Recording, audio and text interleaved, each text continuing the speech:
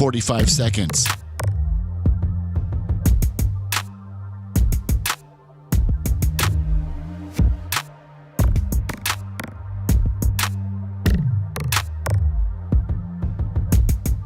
$30 seconds.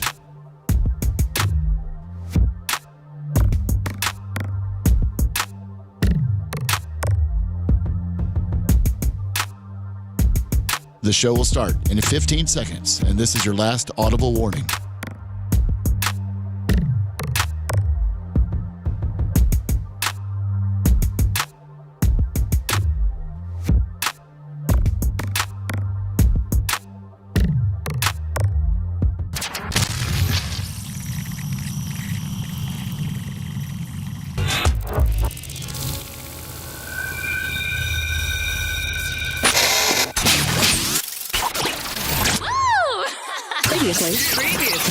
Previously on the Bubba the Love Sponge show. Where's my water? It's going to get worse for a minute, right? Ain't it? Yeah, I think it's going to get... The water might kick in. It might kick it in. That's right. Gene, watch my equipment. Watch my equipment, Gene. Watch my equipment. Gene, I'm not spitting up on your powder coating gun. I'm dying, and you're worried about your damn 14-year-old equipment? You're listening to the Bubba the Love Sponge show. Broadcast rights for the Bubba the Love Sponge show have been granted to this station by the Bubba Radio Network and is intended solely for the enjoyment of our listening audience. Any rebroadcast, retransmission, or other use of this production without the express written consent of the Bubba Radio Network is prohibited.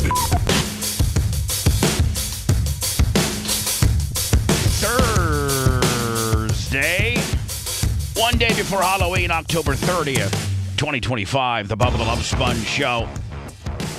We got the baby face looking pretty svelte, if you will. Been training and dieting. It's been a while since. I guess you were here last week, weren't you? Yeah, I was here last week. You took 1 week off. No, you took a week off. No, I thought you guys went I thought you went on a cruise or something. No, you went to Indiana. Oh, you're right, buddy. I'm so sorry. I'm trying to put my heat on you. Second, Lummy, have we heard from? No, I called. I sent him a text. From Seth. Let's just make sure he's not on Zoom. Hello, Seth. Zoom. No, he's not on Zoom. So, oh man, he's freaking out. He's freaking out at this point, man. At this point, I think we just tell him to stay home and get some sleep.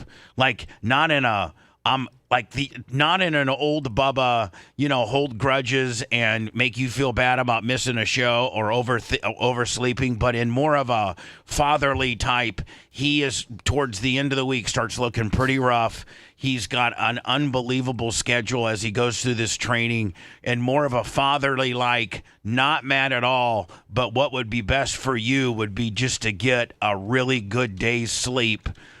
We can listen with Brian in here. We got so many things to talk about. I'm so prepared. I got so much good stuff. Hell, just Trump and all of his China exploitations and all the stuff that he's saying. I just want everybody to know to go buy Toyota. What do you think about GM and Ford? What do you think they think when you say that, Donald Trump? I just want you to know that Toyota committed $10 billion. Well, how much does Ford commit to our country? How much does GM commit to our country? And you're over there sucking Toyota D. Come on now. I mean, if I'm the CEO of Ford, Brian, I'm full hot right now, right? I mean, are you going to do a buy Ford commercial for me? Just want to let you know, F-150s are good, but Toyota Tundras are better because I'm over here sucking China D right now. And we'll have a deal on TikTok by Friday, even though Kim Jong-un's going to run it. Well, Toyota's Japan, right? Yeah, I whatever. Well, he just got done with Japan yesterday or 2 days ago. I think he's actually in China today. Today is where the China is this the China portion of it, Brian? Yeah, he's on his Asian tour. So Lummy, we need to get a hold of Seth, and we need to say. But he's gonna freak out. He's gonna think that I'm trying to be a dick. But Brian, maybe you can help me with a backside text and confirm to him that I really, really would like for him to stay home today. Well, I don't even know that anybody can reach him. Lummy's been frantically trying to get him for. But Lummy, your texts need to turn in. Well, now. I was calling him because normally he says just send him a little good morning text, and then if I don't hear from him by 5 minutes out to call him. Okay, well, call him, and then I maybe I should call him. Yeah, you can try too. Maybe I should call him and leave a message. A voicemail, and that would be, most effective. Yeah, maybe my first two calls maybe woke him up, and he's scrambling to get ready. But he really, honest to God, needs to turn around. And if he hasn't left the house, now I'm saying, like Brian, if you've left the house, you've probably already shook the cobwebs out, and you are freaked out, and you're awake. There's no way you've had an adrenaline dump. And you may not be able to go back to bed. But if you are in bed and happen to get this, then I think you could maybe potentially go back to bed. But if you're up, freaked out because you're late, then you might as well just come to work. Yeah, 100%. I would. There's no way. Like when I almost overslept this morning. I know your wife had to give you a courtesy tap. Yep, she gave me a courtesy tap. But if that moment, then if you're like, oh, don't worry about it, it's too late. I mean, I'm up and I'm freaked out. You've already had your adrenaline dump, and your endorphins and what have you. Needed to take my other dump this morning, but all I got was the adrenaline one. You know what? I tried to take a big dump this morning too, and couldn't do it. I'm with you on that one. Man, we're all backed up in here. Yeah, Barbie boots. Barbie boots. Little pebbles? Yeah, just little little milk duds. That's all you get. Why in the world would you call it Barbie boots? Because if you ever take the boots off of a Barbie doll, they look just like a real teeny tiny.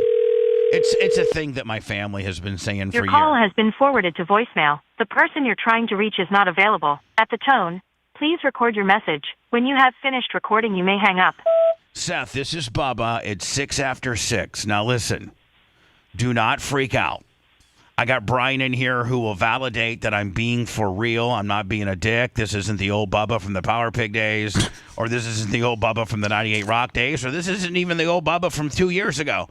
This is the new Bubba. And you are absolutely busting your ass with this new job. It's killing you. And I want to give you today off to do nothing but sleep. Just sleep. Don't come in. I got Brian in here. He'll do the heavy lifting. We got so much to talk about with Trump over in China, and I don't know how many I got police officers that are touching kid stories. Yes. Obviously the Blue Jays won the World Series last night. We got so much to talk about that you being in here and miserable and falling asleep and just.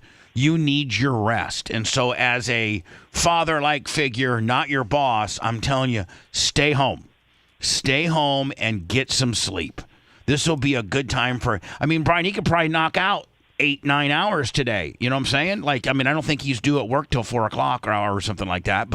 Or this might be his day off. I don't even think he's due in. Yeah, I was going to say, if he's in town, then he's not due in. So Seth, stay home. You're not in trouble. I'm not mad. I'm furious, Seth. I'm livid. Are you ready to do the blizzard? Well, I was, but I could do a 30-minute blizzard with you today. A very special. We can bring back the killer bees. The killer bees. We'll get Brent on the phone. No, we will not.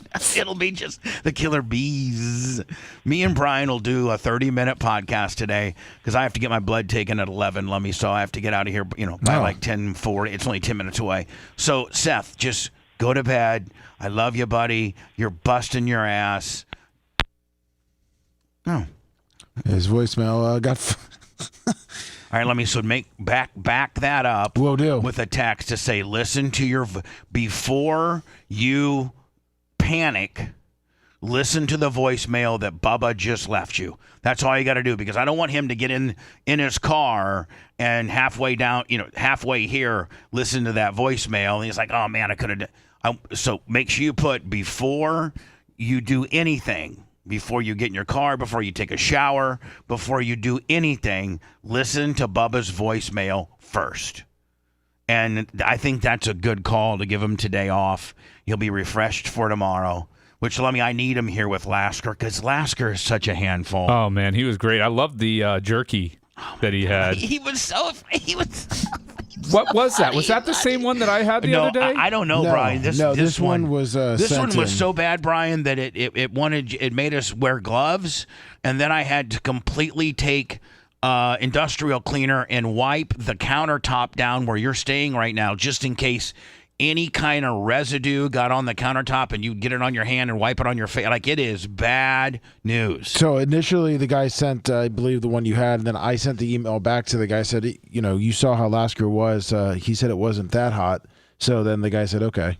Well, challenge accepted. Lasker, my understanding was Lasker had like a milder one, and then I had the Reaper. Reaper one. That's not the one Gene had the first time was the hottest one. Oh, really? Yeah. Hold on. The one Brian had was the hot. So Brian. No. Gene had the one Gene had was hotter than the one Brian had. Okay. No. He told me the pepper. Said. Yeah, but the type of pepper he had, the one I have is way more Scoville But this units. new one is like, wow. Yeah, this new one, which we have. Which we have. Did Gene not take it? I don't know. I think Gene took it. Oh, he did? Yeah. Let me tell you something. Took it to do what? Prank people? Make his powder coaters eat it. Oh, my goodness. Let me tell you something. You'll work extra fast if you got this in your mouth. I'll tell you that right now. So listen, yesterday, I got to tell you, there's this woman. She's very popular. She ran for governor of, and I'm sure Brian's very familiar with her. Her name's Kristen Davis. She's aligned herself with Roger Stone over the years, and she did time. She did 22 months in federal prison she was called the Manhattan Madam, and at one time she had over 10,000 clients and 120 girls that were working for her. She was part of the Elliot Spitzer. When he got taken down for prostitution, she was part of that deal. And Lummi booked her, and Lummi, it's my understanding she doesn't really do a lot of podcasts. No, I just randomly found her on Instagram and reached out to her and said, I will say this, that she asked Roger. Her and Roger are very good friends. She worked for Roger a little bit, and Roger put a good word for us. But man, I didn't know. It was a really good podcast. I taped it yesterday. What'd I go, about 2 hours? 2.5. Went 2.5 that Gary will whittle down. There's some stuff I want him to cut out. But man, what one, I don't know how old she is. 48. Wow. She looked great. I mean, can you send me her Insta? I had it up earlier, then I pulled it down. No, I think I got it. Hold on, I got it right here. There it is. Here we go. Like Brian, she's 48. Yeah. But that's okay, because most of them are full of shit anyway. Oh, wow. She's got a little potty mouth on her, but I mean, shoo. She, that's her little son. This is her speaking about the client list who's been arrested. I'm going to tell you how this works. Ghislaine is going to get a pardon, or she's going to get her sentence commuted. She gave them 100 names to make a headline, to also show them that she's being honest and cooperating. They're going to bury the list, and it's more than 100 names. Ghislaine is the one person that's been held accountable for doing what she did, and now she's going to walk. And the worst part of this is that she's incentivized to lie because she desperately wants out of prison. She's going to lie. She's going to say everything the administration wants her to because she's incentivized to do so. Again, it's a cover-up. I don't know that necessarily she's wrong on that, Brian. I mean, you can't. You can't say, "Tell me what I want to hear." I tell you what. There's a reason why they torture people to try and get information out of them. So Kristen Davis, will she be next week's podcast, Lummi? Or do we have one in the hole already? We have one in the hole. Okay. So it should be the following. Yeah. So anyway, and I think the Counterfeiter podcast that we dropped yesterday, I think it's doing well. Yeah, a lot of people enjoyed it. Are we at 3,000 views? I think we're at 3. Are we at 3? No, we're at 2,000 views. 2,000 views for the world's greatest counterfeiter. Wade Williamson's at 3,100, and the white speaker van guy is at 5,300. I wrote him down today. Your Devin Moran one's doing pretty well because that was a good interview.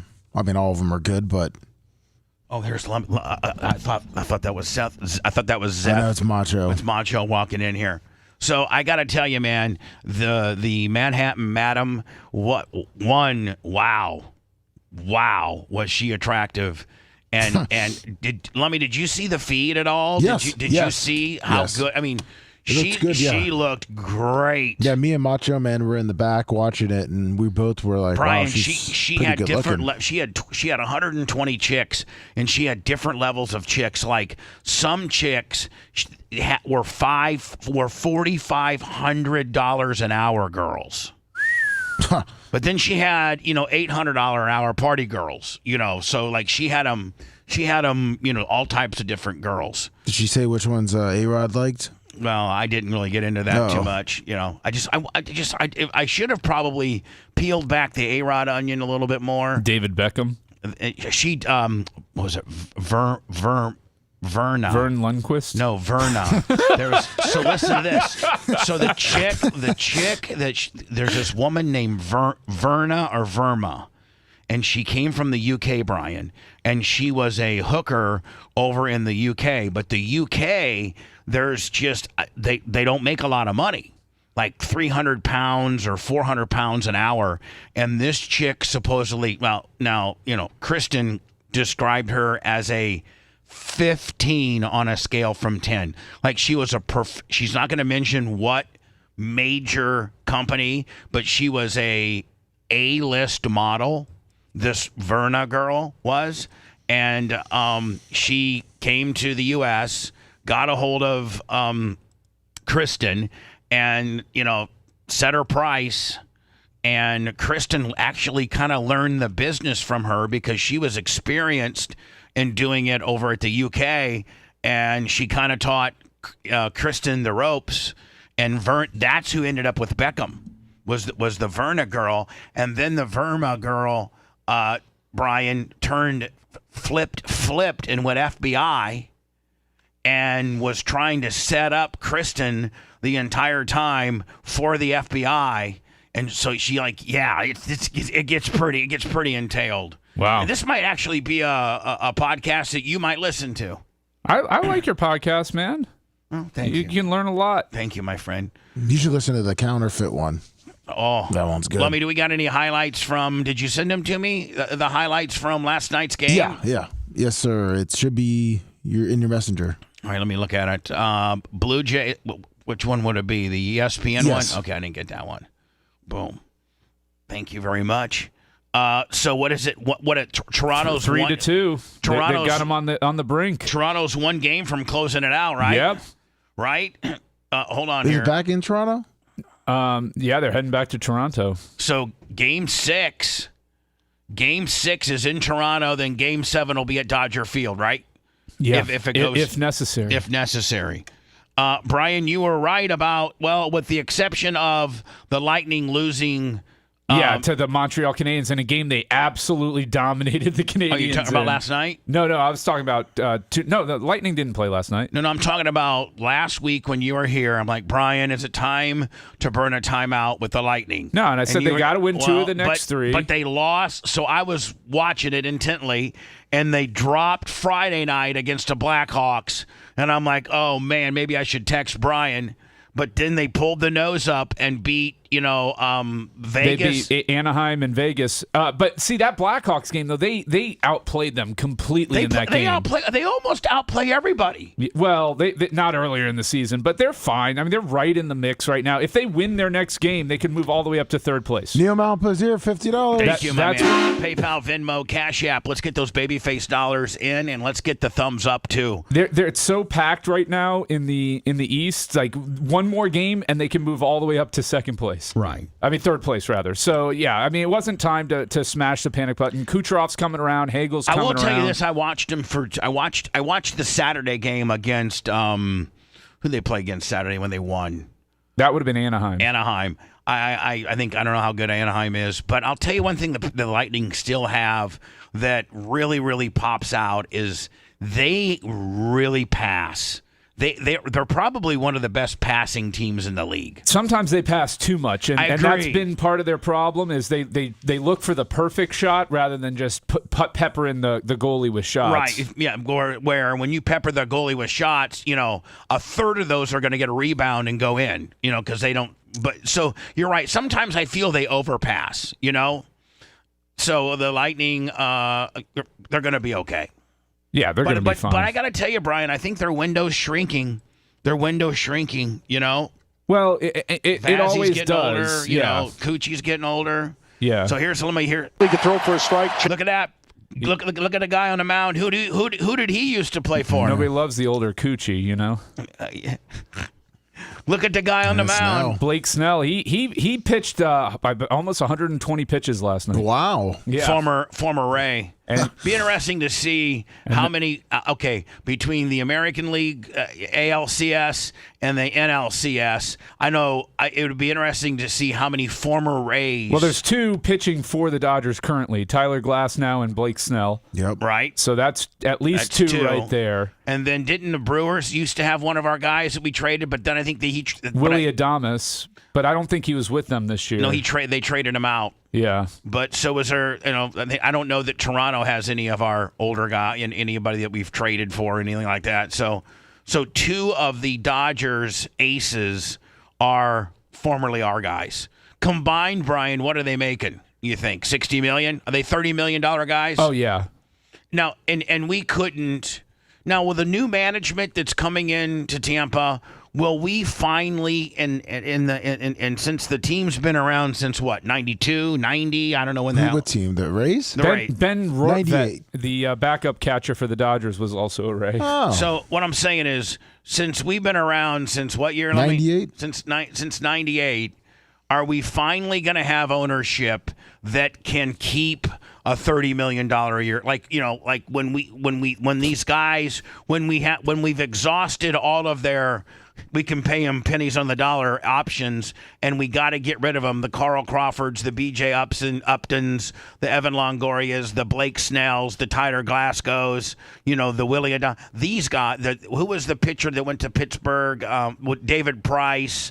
When these guys get to where they're finally unrestricted free agents, Greg D, $20.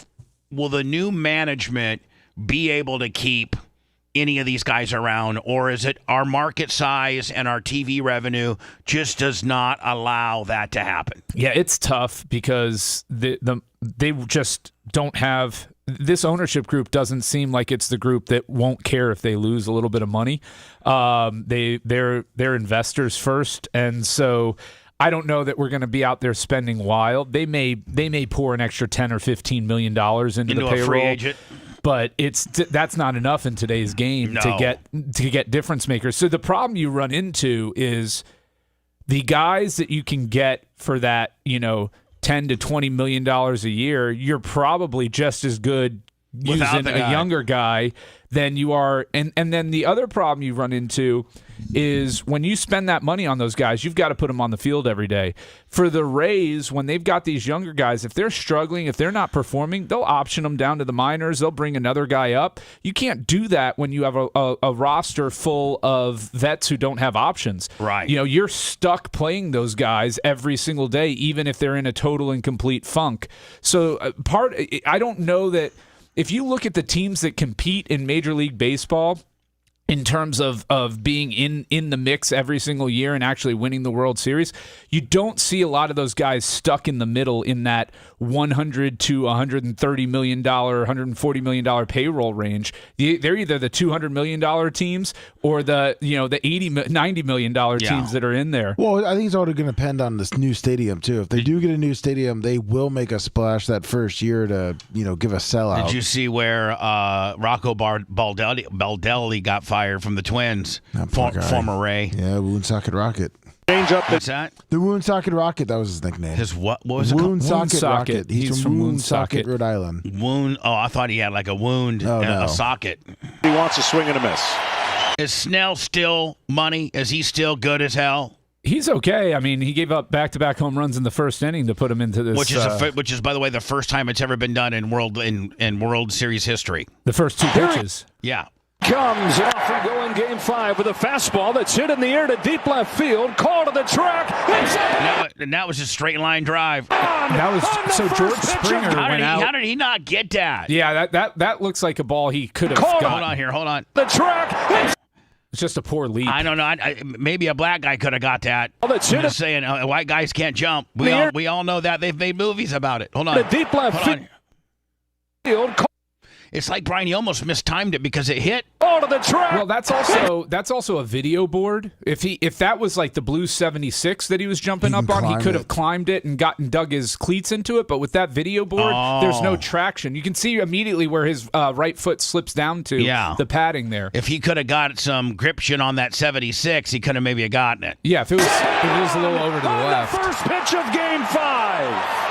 Come through. All right, so here now. This is the second pitch. Yes. Of Game 5. So you get punched on the very first pitch, and now Vlad Jr. hooks a ball down the left field line. They've gone back to back. Man, does that instantaneously make your pitcher ahead? But he pitched 120. No, he recovered nicely. I mean, he's a veteran and he recovered nicely. Game 5. Is that the MVP so far, Lummy? Yes. Yeah, Vlad. If they win, Vlad's going to get it. If the Dodgers win, it'll either be Freddie Freeman or Ohtani. I become Freddie Fender. Wow. It's coming.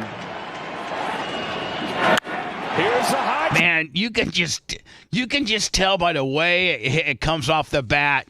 They wouldn't even have to pan out to the outfield. You just know it's out. Well, the pitcher immediately turns and looks away in disgust. Yeah. Look, watch your pitcher. I'm screwed. Look, he's not even looking. He knows. Well, he also missed his target. He was supposed to throw it low and outside. He threw it high and inside. Forget about it. The pitcher never watched it go into the stands. Kike Hernandez finds the seats. World Series. 3-2. Call.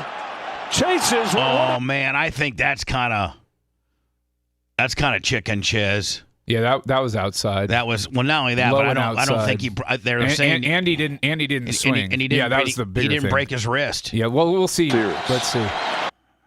3-2.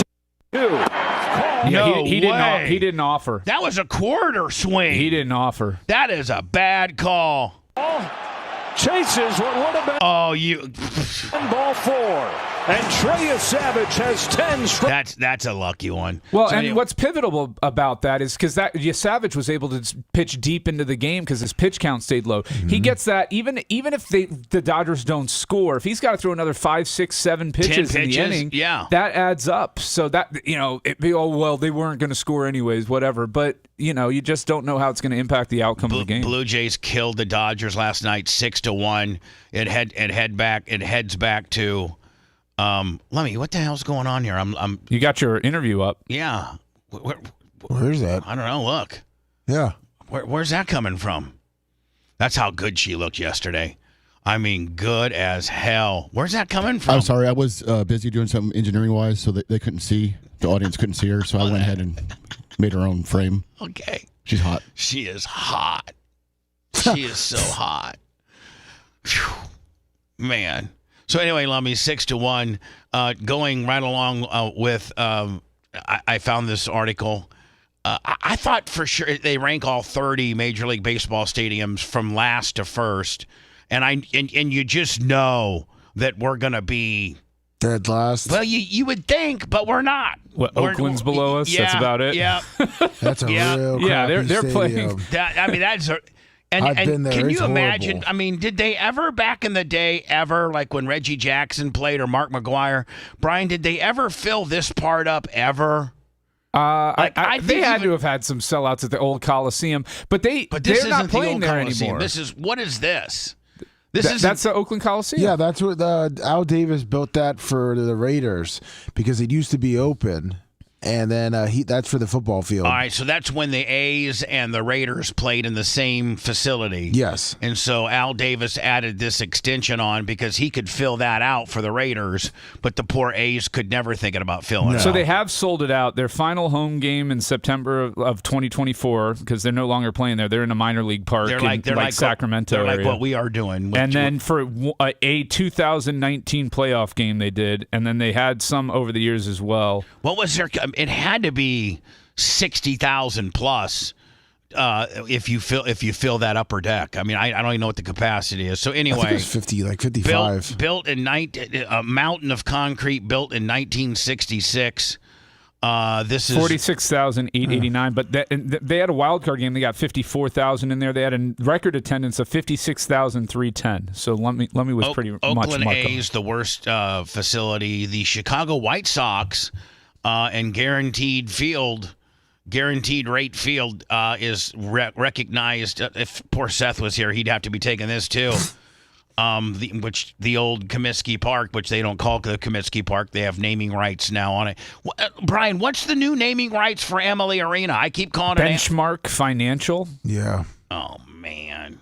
Good luck. Did Amalie say we weren't slinging enough oil? I still call it the Ice Palace or the Forum. I do too. I call it the Ice Palace. Yeah. So anyway, Chicago White Sox have got the 30th. Here we come in at 29. Here's the thing. When I used to live, about 5 minutes from the stadium, I loved it because I know all the cops down there. They let me park in the cop parking lot, and then I always had really, like I'd get a hold of the Rays and they give me those, those black seats where they serve you hot dogs and whatever the hell you want. I'd get the home plate club experience, and I really thought that everybody used to make such a big deal about how crappy the dome is, talking about Tropicana Field where the Tampa Bay Rays play, but I never thought it was that crappy. I thought it was pretty good, actually. It used to be worse when you couldn't walk around the entire stadium, right. like contiguously. So it's much better now, and they improved the fan experience. And you have to appreciate being indoors in the middle of the summer. As somebody who went to those Rays games this summer, I think somebody now that followed the Rays over at Steinbrenner for this fiscal year maybe might have a little less hate on the Tropicana Field deal than they did prior to the George Steinbrenner experience. I will say this, though. Amazing scheduling by Major League Baseball. Not a single rain out. Not one rain out for the Rays this season. There were some weather delays. They had a couple. And there was one really long one in there. Yeah. But man, oh man, to not have to play a doubleheader. I thought for sure they were looking at three or four of those. If we're looking at Tropicana Field right now from the back of home plate. What's the A, B, and C ring, and which ones? If you hit, if balls sometimes will hit these girders that the dome is made out of, and some of them, I guess if you hit one of them, it's an instant home run. Another one's a double. Like, what are the official rules? Do we know? Like, I think if you hit this one, I mean, you got to be. Has anybody ever hit this one, Lummy? Yes, and then the B ring right here. Yeah, if you hit it more toward where the infield is, like right around there, that's usually a ground rule double. Right now, what about this? The only person that I've ever known to hit that one was Jose Canseco back in '99. So here are the ground rules for it. A batted ball hitting the lower outer catwalks, right the here. C and D rings in fair territory, is a home run. So that would be this one and that one? While a ball hitting the upper inner catwalks, A and B, is in play. Yeah. So no, Bubba, there's a one below that C one. There's a D one too. That one and that one. Right. Yeah. Like right here? Yeah. That one. Okay, whatever. And then if it hits in foul territory, it's a foul ball. And then if a catwalk lands and gets stuck in if a ball gets stuck in one of the catwalks, it's a ground rule double. Has it ever happened? Yeah, it's a ground rule double. Yeah. Yeah, we're the only team in baseball that has that. And Los Angeles Angels got the next crappiest stadium, Arizona Diamondbacks. I thought the Washington Nationals had a really nice. I thought their place was really nice. I just went there, and it just doesn't have a lot going on. Really? It doesn't have a lot of personality as the ballpark so you can see as a where it whole. would rank. Yeah. Texas Rangers, which it looks like, Lemmy, this is one of those big, overbuilt, too many people. It looks like this is maybe since the days of Josh Hamilton. I don't know they've ever filled it. They just built a brand new one. Oh, they did? Yeah. Texas. Oh, yeah. So here's Texas Rangers go back to back. Yeah, there's the other one. So hold on. Their old one's 25, but their new one, which you would think would be like, top 10 because it's brand new, it's 24. Is that a retractable roof? Yeah.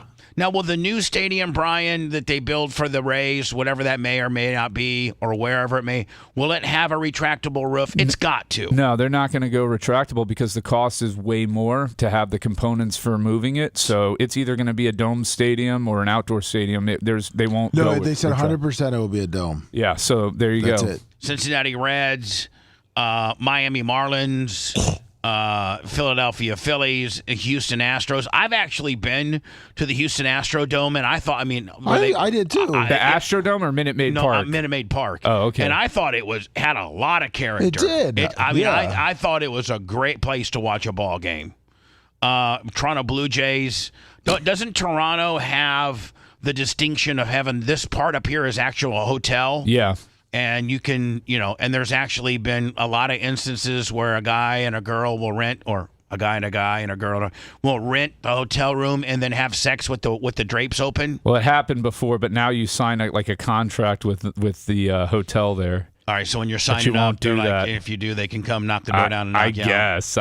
Detroit, Milwaukee Brewers, Mets, Braves, Rockies, Cleveland, Twins. Now we're starting to get it. Seattle. Now we're getting into the top 10. I heard the new Yankee Stadium sucked. Yeah, people prefer the old one. Yeah, this is just based on the lore of the New York Yankees. Wrigley Field, I thought, would be way higher. But Wrigley's a dump, man, but it's a cute dump. It's a fun dump, but it's not. Is Fenway a dump too? Fenway's a complete dump. I went there this season too for the first time. It's a dump. But they just based on lore, they get it right. Yeah, Now I will tell you, man. you get when you have perfectly good seats on the baselines and you can't see because there's poles in front of you. It's a dump. I will tell you this: with Nikki's, when I used to date Nikki, we went to St. Louis. That's where she's from. And let me remember, for a while I was on a radio station in St. Louis, and the guy had like what would be equivalent to the Tampa Bay Rays home plate club tickets. The guy who owned the radio station, and I took Nikki's dad to the game at it was the Cardinals versus the Dodgers, and I gotta tell you, because you can see the arch from anywhere in the stadium.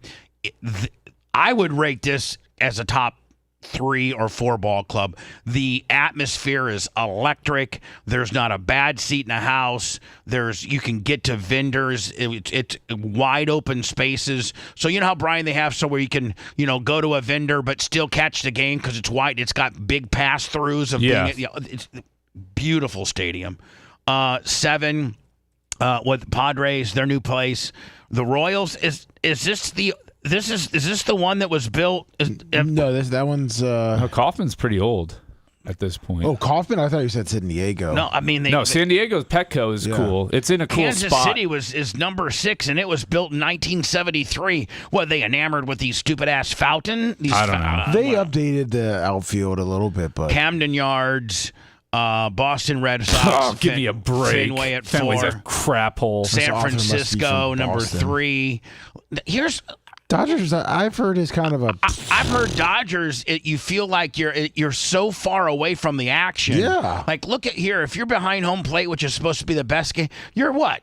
50, 60 feet from home plate? Yeah. Maybe more, yeah. They're number 2, and then the number 1 is where the Pirates play. I heard that one's awesome. I heard that one was awesome, too. They've got cool venues. Heinz Field is cool where it is in Pittsburgh, too. And so, yeah, but, man, Fenway and Wrigley are dumps. They're just dumps. And nostalgia. How about we build a ballpark where we don't have space and we have to build a gigantic, stupid green wall in outfield because we couldn't put our stadium in a place where we could fit a baseball field. But here's the deal.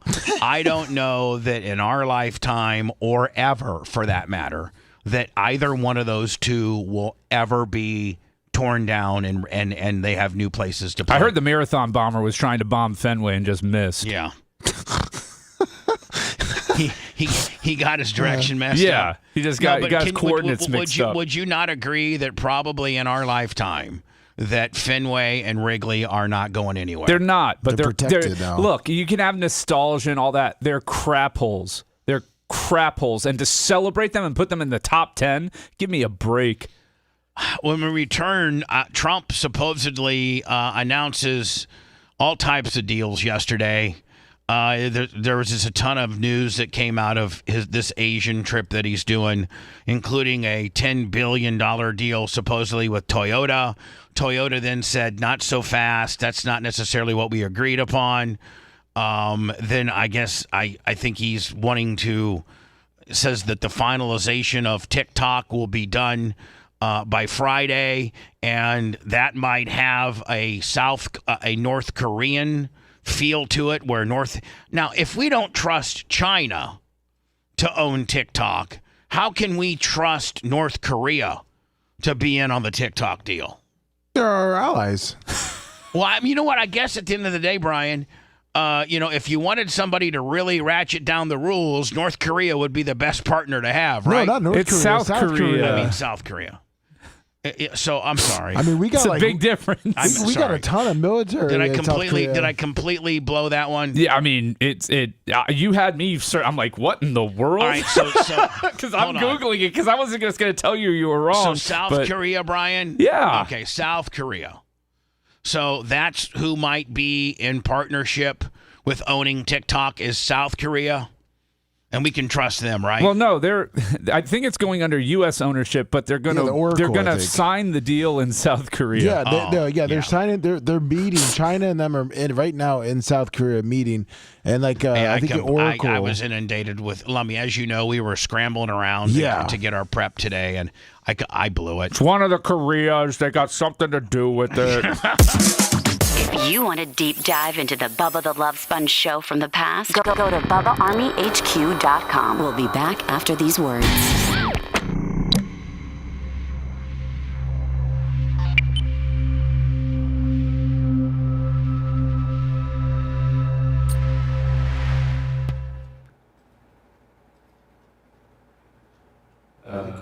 Oracle's going to do So still no word from Seth? No. I'm worried about him now. Well, maybe he took a sleeping thing. I'm just hoping he didn't get into like an accident on the way here or something. It's front page. We've been front page for 41 minutes. We were? We have been. People were like, we can't find Rumble. We're on the front page for Dirt Merchant, $2. the last 40 minutes. Thank you, Dirt Merchant. We'll get that ring changed. Well, how about that? On the good ship, lollipop. There you go. That's all you're getting for $0.00. Yeah, I don't know what's going on with Seth. Hopefully he's okay. Morning, Dirt Merchant. Morning, Bubba Army. It's a shitty day today, though. It's the 1 year anniversary of my father-in-law dying, and then my mom's ashes are ready. Yeah. Sorry about that, B. That's okay. It happens. It's part of life, unfortunately. Yeah, I'm going to spend the entire day with my mom Saturday because she gave me a guilt trip. So I've been so fucking busy, and I've neglected her and not talking, and I don't think we're on the front. Yeah, well, I guess we are. We've been on the front page since 6 a.m. Right on the dot. So I don't know how people can't find us. Good morning, Organic Gene. Yep, that's true, Corey. Only the good die young, as they say. Yeah, Gordon, Chumney, sports card stuff, memorabilia.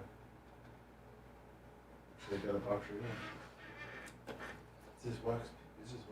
I just sold an autographed Lou Burdett inscribed CGC 5 card. Greg D, $20. Sing it, brother. I bought it for $25 and sold it for $60 last night. Nice. Yeah. Flipping cards, man. That's what I do. I do it on eBay. I do that in monster trucks.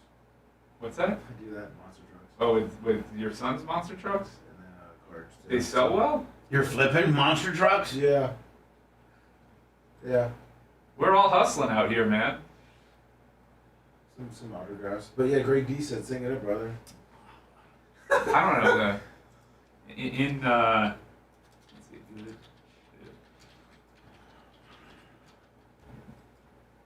In Lasker's voice. How about that? Let's see here.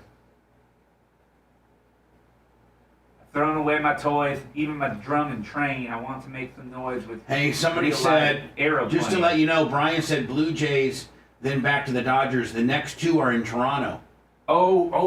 That's right. They switched up the order of like a decade ago. I'm so used to that. That's why I heard you, because usually Game 7. I'm gonna correct you, my buddy. Mike's Pizza. Mike said. Nice. Actually, no. Now I'm getting it. They're going to have it in North Korea. he goes just to let you know. Not trying to get heat with Brian. I appreciate the correction. He said, but yeah, he was. Someday I'm gonna fly. I'll be a pilot too, and when I do. How would you like to be my crew? Oh, the good ship, lollipop. It's a sweet trip to the candy shop where bonbons play on the sunny beach of Peppermint Bay. How about that? There you go. Gene Lasker singing the good ship, lollipop. When did they change that? Because forever it was always Game 6.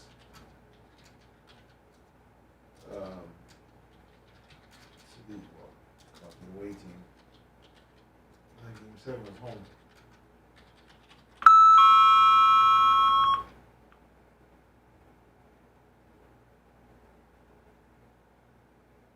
Yeah, because it was always, it used to be that, right? No, we're misremembering. Apparently it's been like this since 1924. What are we thinking of? I don't know. See, I'm thinking this. 232. 232. So they're. We must be thinking of the NBA and NHL. Blue Jays are fucking locked if the next two are in Toronto. I mean, I've seen crazier shit happen. Well, the Rogers Center, those tickets are going to be over $1,500 a seat to get in. They're absolutely nuts about them. They're dying for a championship. When's the last? They did win one. 93. Yeah, it's been 33 years, dude. 92 and 93.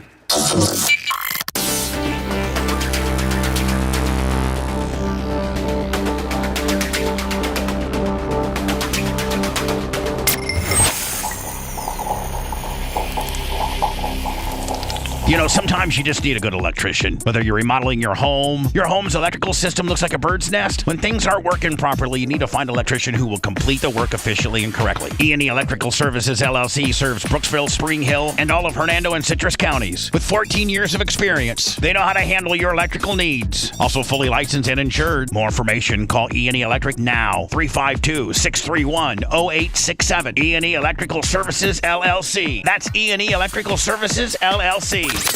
Broadcasting live from the Aquabito Studios, aquabito.com/Bubba. It's the Bubba the Love Sponge Show. Before I get into the Trump stuff, I saw this. This was great. And Brian, Lummy knows it's funnier than hell. Brian, with you're being a lawyer, and a lot of lawyering and a lot of procedural rulings and just things that you had to physically, prior to COVID, there was no way, shape, or form that you could do that out of the judge's presence or outside of a courtroom. I mean, that's what courtrooms are for, the rulings and various, all the people don't realize is that, the legal system is not like, hey, I'm going to sue you. Okay, we're going to go to trial. I'll see you in trial in 2 weeks. There's a lot of orders that are granted and motions that are put in place, and judges have to make all types of Brian, for a very complicated case, it probably wouldn't, I probably should ask you instead of guess, but like, let's say you had a very complicated case. It could take, 3 to 4 years to go to trial, and you could have appeared in front of the judge, 15, 20, 30 times? Maybe more, yeah. It like high stakes, like construction contract litigation and things like that, where you've got 15 parties involved and you've got to sort through who did what and who screwed up what, and there's got cross claims and counter claims and discovery and interpleaders and all this different stuff. That type of litigation is insane. And that all prior to COVID went in front of a judge in a courtroom. Well, in setting. person, yeah. You had in-person hearings, and now the vast majority of them, I would say 95% of hearings are via Zoom. Yeah, and really, unless you're going to trial, because I don't think they Zoom trial. No. I mean, but the courtroom is a very lonely place nowadays with regards to most of it's done on Zoom. This is a hearing, I think out of Detroit, Lummy, something like that. Yes. And it's involving it's involving a police officer, and they're doing it via Zoom. Good morning to you. Can you put your appearance on the record, please? Yes, Officer Jackson, badge number 39. He has no pants on. He has no pants on. He's got his police. He's got his police officer's upper shirt and badge on, and he doesn't have any pants, and he's in front of Your Honor. Oh, yes, my Officer goodness. Jackson, badge number 3919, out of the 12th precinct. All right. Now look at the judge. He's like, am I seeing this right? The judge, like this look right here tells it all. The judge is like, zoinks. Am I seeing a guy that doesn't have any pants on? And he asks. He got an Oscar camera, Judge. You got some pants on, officer? He's called him cuz? Yeah. You got some pants? Here we go. Listen. Pants on, You got some pants on, cuz? You got some pants on, officer? Sir, they're in the... No, sir. Officer Jackson, Now, Brian, would that be a contempt of court? I mean, it can be. That is the one thing I would say about Zoom that is, sometimes there's advantages and disadvantages to it. I've heard Jay say, "Oh, I like to be in the room with the person and really size them up." But there's also, I have found, an advantage to taking a deposition on Zoom because the person is a little bit more disarmed, the deponent, and a lot of times I'm taking the defendant's depo. I've had a guy literally show up with no shirt on, a cigarette hanging out of his mouth, and his attorney's like yelling at him, and you want to see, like, that's a glimpse inside of who this person is. Right. Whereas when they have to get dressed up, drive to a building, meet with their attorney in person beforehand, go into a conference room. Their guard is up, and it guy shows up wearing no shirt, smoking a cigarette. You got him, Brian. Right? Well, I just know that you just get a glimpse inside of who they Their are. psyche, if you will. Yeah. There's also an advantage being face to face with somebody. You get a different feel from them that way too. So there's pros and cons to each. But this type of stuff happens probably once a day in America. We have one of these stories. It's crazy. Lummy, the one time I had to go to Zoom court when, remember the guy, the Brandon Powers guy that messed with our gate, and I had to go and testify, that he messed with our gate and give the judge estimates and things like that. I was like, I don't know, maybe 6th or 7th on the docket to get called. So I'm in queue waiting, and there's a dude that's from the bar, Brian. He's making his appearance from the bar with a skeleton beside him, and the judge asks him, "Why do you have the skeleton?" He goes, "It's the only person that I can talk to nowadays." And the guy, one black guy was in his car, and his headliner was falling down, and he had to keep moving his headliner because it was in the way. And the judge said, "Sir, are you driving?" He's like, "Yeah, I'm driving." He's like, "Pull over." Well, there's another one where the guy was appearing on a Zoom hearing for driving while his license was suspended or revoked, and he was driving while he was appearing for the Zoom hearing. They told him to pull over immediately. But so this guy, when I was on Zoom court, this guy's headliner keeps falling down, and Your Honor goes, "Sir, I'm going to come back to you in about 5 minutes, but in that 5 minutes, I want you to pull into a parking lot. I want you to turn your car, and I want your car to be not rolling, and I want you to show me the keys that are out of the ignition until we proceed. Yeah. I'm going to move on and do 4 or 5 others. I'll be back to you. So sure enough, he did 4 or 5 others, and the guy had found a parking lot. But you're right. People get real brazen when they don't have to show up necessarily. Well, you would think Officer Johnson would know you do have the right to bear arms, but not bare legs. Okay. Lummy. Yes, sir. I just saw it on chat, and I'm completely remiss because I think this might actually. Let's see what this guy, how he closes it out. Then I got to go on. Miss Lee, good morning to you. That was it. So now, Brian, could that be a contempt of court? I mean, it could be, that is embarrassing for that officer, and that judge is probably lost a tremendous amount of respect for that officer and his testimony. Could that officer get fired for that? Come on, man! They got unions. You got to cheat and stuff. And now, Brian, are you familiar with our new Ridge-inspired wallet? Oh yeah, I have seen it. And would that be something? See, I'm thinking that you probably have something equivalent to that. I have something I like a little better only because for me, because I've carried a lot of cards because my daughter's into arcades.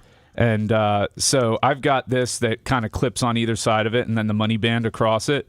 So I have a brand new one in the box for you if you would want one. But how many cards does it hold? I don't know. Yeah. I really don't. Do you want to? I'll check it out. Okay, I'm going to throw it to you. Oh, okay. Let's see your Tucker Craft skills, okay? I'm ready. Let me see, Lummy. I'm trying to figure out where he would be. Would he be about right here, Lummy? Yeah, just be careful of the ring light. It's get a little higher, like a little loft. A little loft will do it. Over here? No. Where you were, we're good. Just put a little air underneath it to get over the ring. Perfect. Oh, that seemed perfect. Oh, yeah. Oh, that was a blind catch. That felt like Joe Montana to hit that guy in the corner. And I'm staring into a light, and I'm catching some. So you're like a baseball guy that didn't have blackout underneath his eyes. That was blind. All right, so there you go. Fiddle, mess around with it, and if you want it, so be it. You can have it. Lummy, we're manufacturing like another 500. Oh, nice for Christmas. And we're going to knock the price up from $19.99.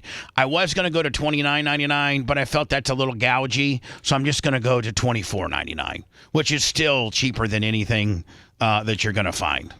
So this is the Trump makes a 10 bill proclaims that he had a meeting with Toyota, and they committed $10 billion into building a factory in the United States. And then Trump gets into you got to buy Toyota. Toyota's good cars.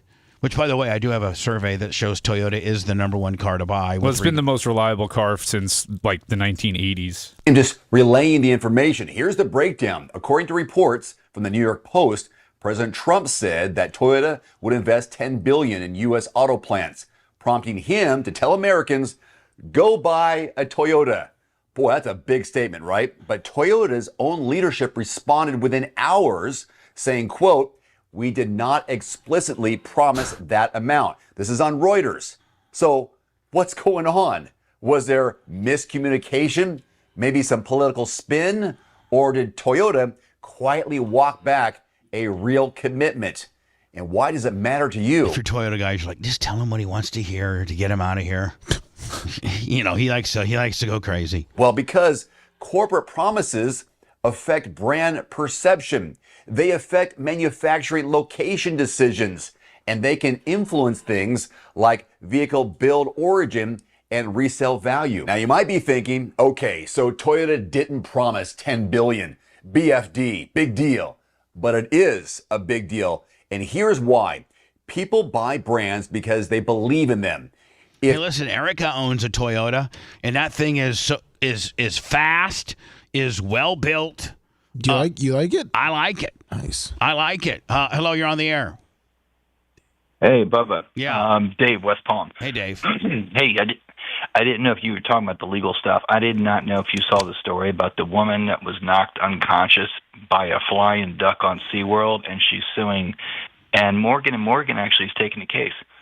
Well, Morgan & Morgan will take any case, first of all.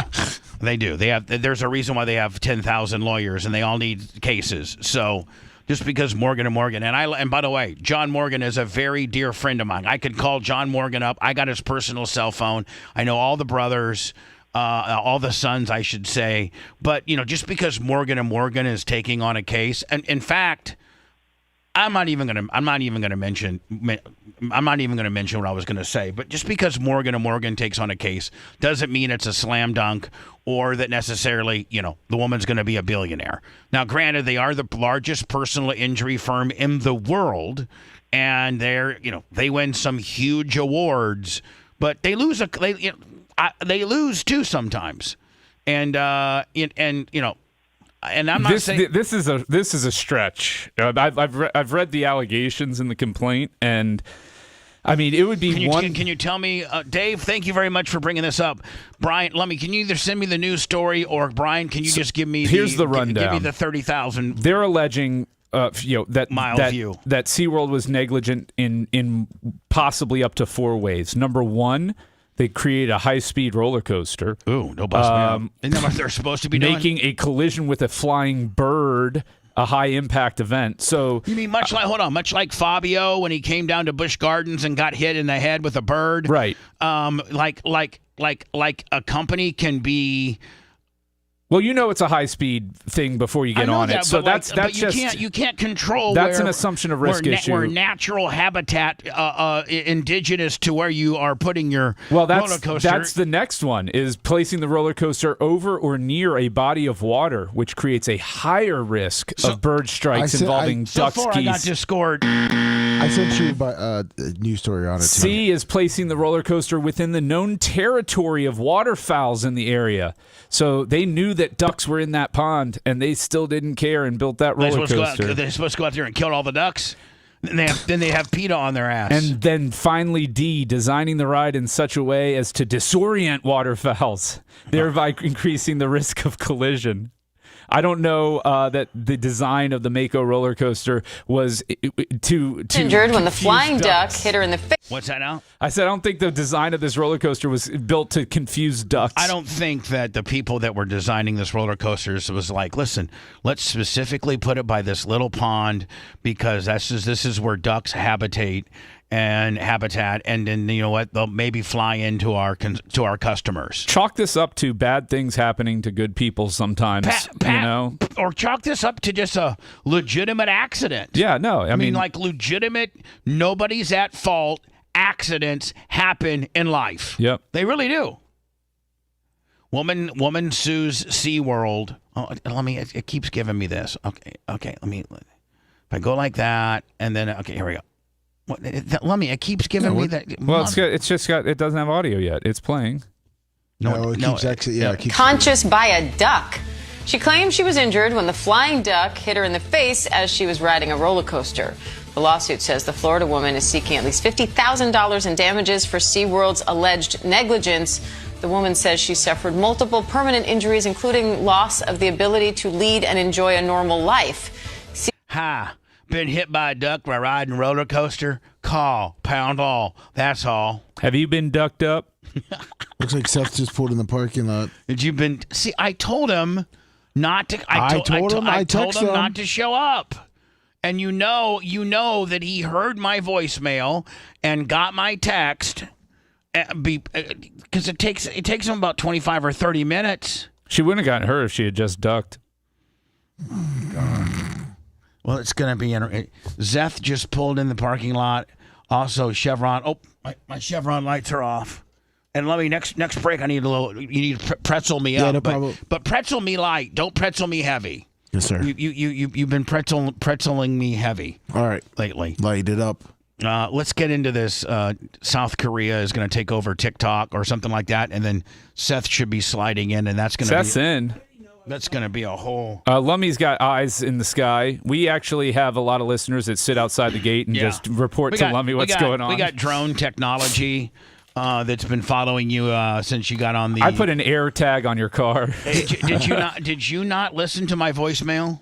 I saw it. It said, I actually read it. It transcribed. It said, "Hey, it's Bob. Stay home today." Yeah, and it was like it was the most nicest, loving, caring, father-like voicemail ever. My dad doesn't love me. Well, Hey, but you know what? Unlike your real father, I do love you. And I think today would have been a great day for you to get like another 4 or 5 hours sleep. Bubba, listen.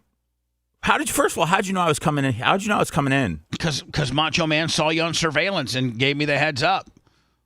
Oh, okay. I didn't know you were coming in until you pulled into the parking lot. Oh, really? Yeah. Oh, okay. Well, he figured you would do what everybody does when they oversleep, which is freak out, panic, and rush. And so I wanted to have a voicemail backed up with a text for you to listen to the voicemail so that you could stay home, because I figured you would just rush and not check voicemails, not check texts, just be in a panic like we all would be. There was no panic. It was actually just sheer complete disappointment and embarrassment. I know, but so when I called in and I was like, "Bud, you've been just absolutely killing it.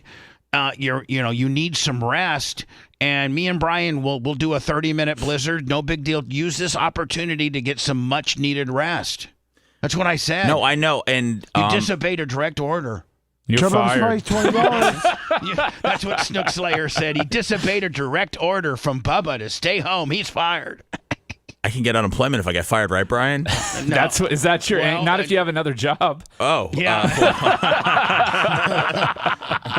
Joke's on you. Well, that's not a good rule. I mean, it is. A fellow needs a few jobs to survive these days. I know, but thanks, Obama. But I'm just telling you, I wanted it's actually Biden's fault. I wanted you to stay home to get some rest and not freak He did get out. some rest though. Bubba. He slept until like probably 6:15 would be my guess. I slept till 6:30, and there's no going back to sleep after that. So you can definitely tell me to get the hell out of here.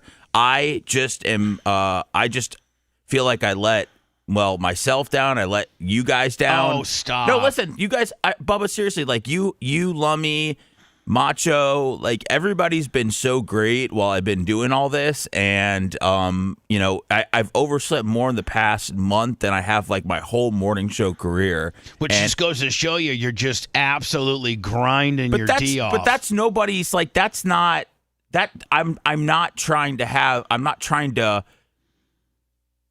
have all what I'm doing I'm not trying to like have that reflect poorly on what I do here. I know, but we know that we have to make some adjustments here for this new thing that you're doing. You talked to me about this new thing before you started it. I was good with it. None of this stuff is new to me. I knew that you were good. It was going to be very tough on you. I didn't. I did. I knew it was, and I knew that things like this would happen, and I'm trying to adjust the schedule so that I give you Mondays off. And I'm working on that. Hopefully, have that done by the first of the year, and working with you, because I know that this job, this new thing that you're doing, you like. There's a lot of upside to it, a lot, to the point where I'm afraid that you're going to maybe making so much money over there that you're going to quit here. No. I've prepared for that. Bruno Perez, $20. So no, I mean if you if you are hoping that no, not hoping at all. That I saunter off into the night. No, let me go on record by saying that's exactly what I do not. You don't want me to saunter off. No. Not at all. I think that he may know now, Bubba, because now that he knows he can't collect unemployment if you fire, he may be like, "Well, I'm out of here." I was trying to get fired. It was all set up to get $400 a month for free. I think Seth has to change his mantra just a little bit, his little timeline. But no, I wanted to work. You and I had a very in-depth conversation about this new job, and we knew that it was going to kill you. And it's a work in progress as it happens. We're dealing with it. And the last thing in the world I want is to lose you. And so, I will make. Well, I don't want to lose you. No, well, thank you, my friend. LOSSE. And we've been able to pull off the remote thing, quite brilliantly. Thank you, Macho Man and Tuttle and everybody that's helped, pull off the remote, temporary housing gimmick where he's in Orlando, but yet still on the air. You sound like I'm in a halfway house. Well, you kind of are. So anyway, but and I'm just being funny. But no, you've been very upfront with La me. Quinta is Spanish for the Quinta. So I thought today would be a perfect opportunity for you to sleep in and get some really, really much needed rest. And I tell you what, that would have been a blessing if we had hammered that out before I overslept to come in today. Right. Sponjo. I thought that this was going to be no problem because I went to bed at 10 last night, which is incredibly early compared to my schedule now. So that just shows you the body shuts down. How much your body needs rest. How your body is like a sponge, and when it got an opportunity to soak up some real good rest, it did. Seth the sleep sponge. Well, Jesus. My body's a wonderland. You know, I heard him make a couple of jokes that didn't go over well, Bubba, and I rushed here. You know, there's not many. I thought the show was a little bit lacking, so you needed to come in and bring in some star power. First of all of mine have been dead killer pops this morning. Bare legs, bare arms. I heard the bare legs. Come on. Bubba said, "Oh God!" I go, "God!" I started speeding. No, there's not. Listen, with Brian here, I don't feel like you need me. I feel like the show is totally fine. I know. Don't. And I don't mean that disrespectfully. But I feel like I got a strong. Listen, some of my personalities are strong, and some of them aren't so strong. And Brian's one of my stronger co-hosts. Who's the top 5 not so strong personalities? Call now. Let's not get into that. Because what some people might think is strong sounding to them is an absolute nightmare and a handful for me. Gene Lasker, hello. Oh man, he's Gene is a god. Well, people love him. There's no. But I feel like he's just over there sitting to try to break it off in my ass on every topic, and Brian does that to an extent, but he's far more graceful and knows the show better. And I feel like Gene just completely takes the opposite stance of what I have, just to be that naughty little boy that's going to get in trouble. I am still blown away that Gene Lasker is a real human being in person.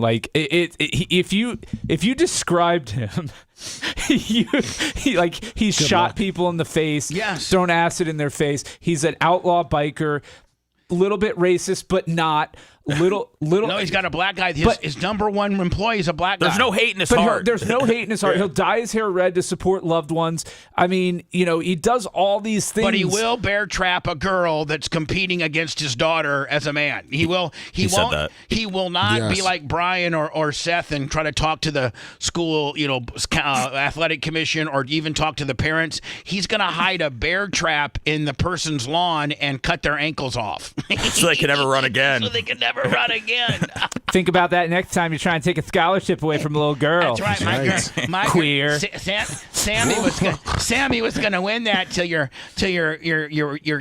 girl with a penis beat her. So I'm going to bear trap her ankle. Now that you're in the bear trap, I got a smaller one for your penis. You want to be a girl? I'll take that stuff right off for you for free. Save you some money.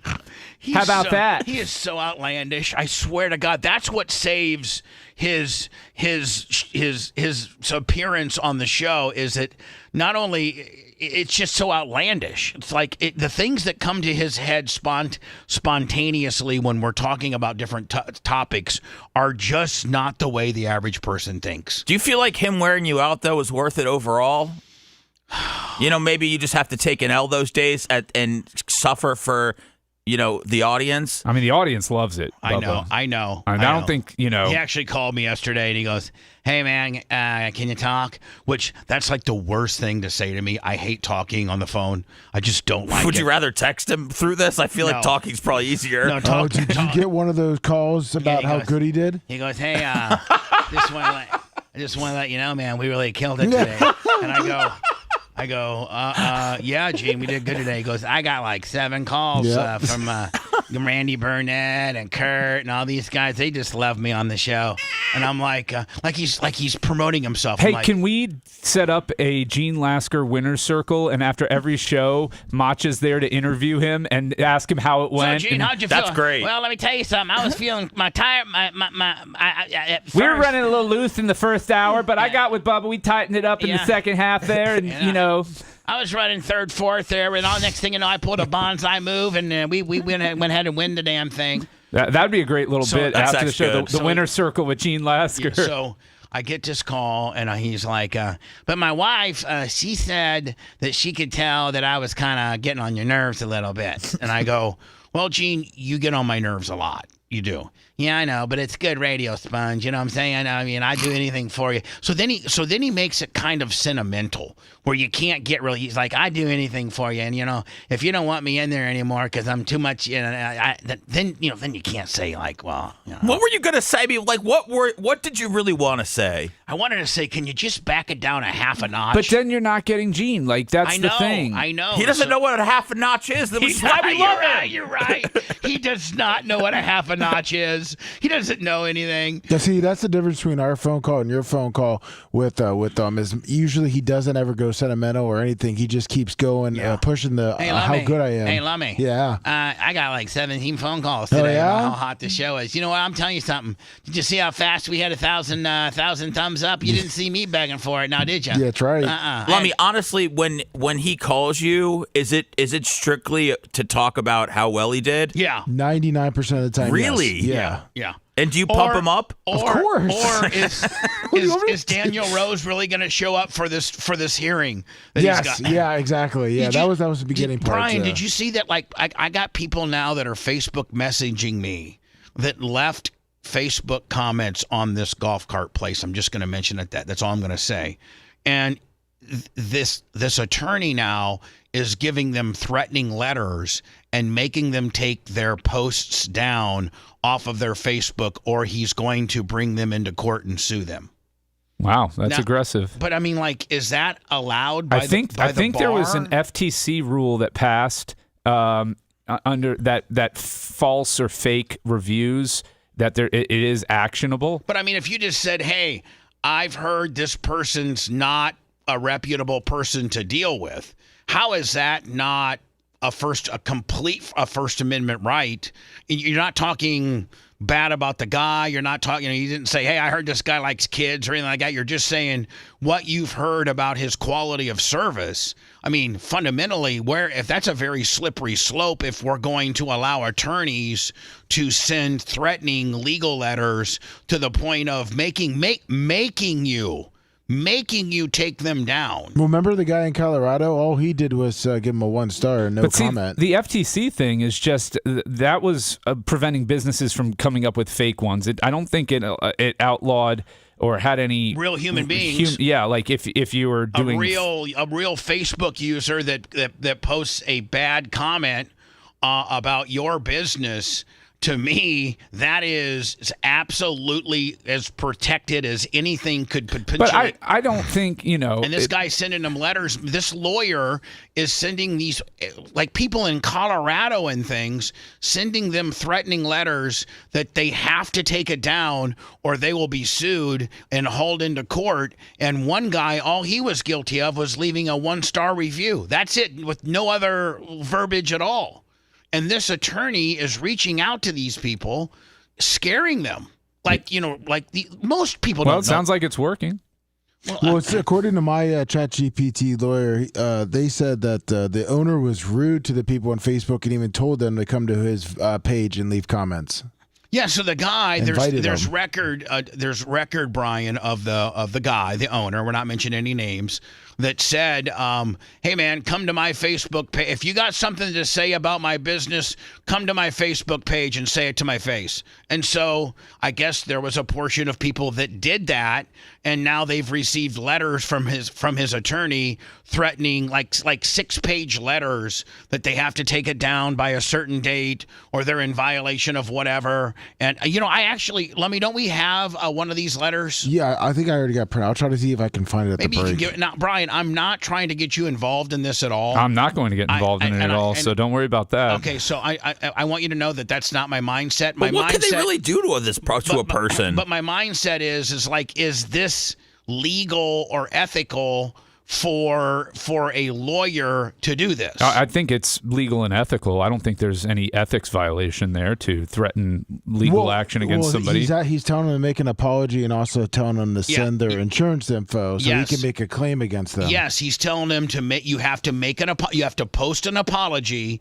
and what's your insurance information? I mean, you can demand whatever you want from somebody. He's not extorting them, so he's within his legal rights on what he's doing. Oh my God! But how you choose to respond to it is up to you too, as an individual. Could you walk into the courtroom and show your honor what you've received from this guy?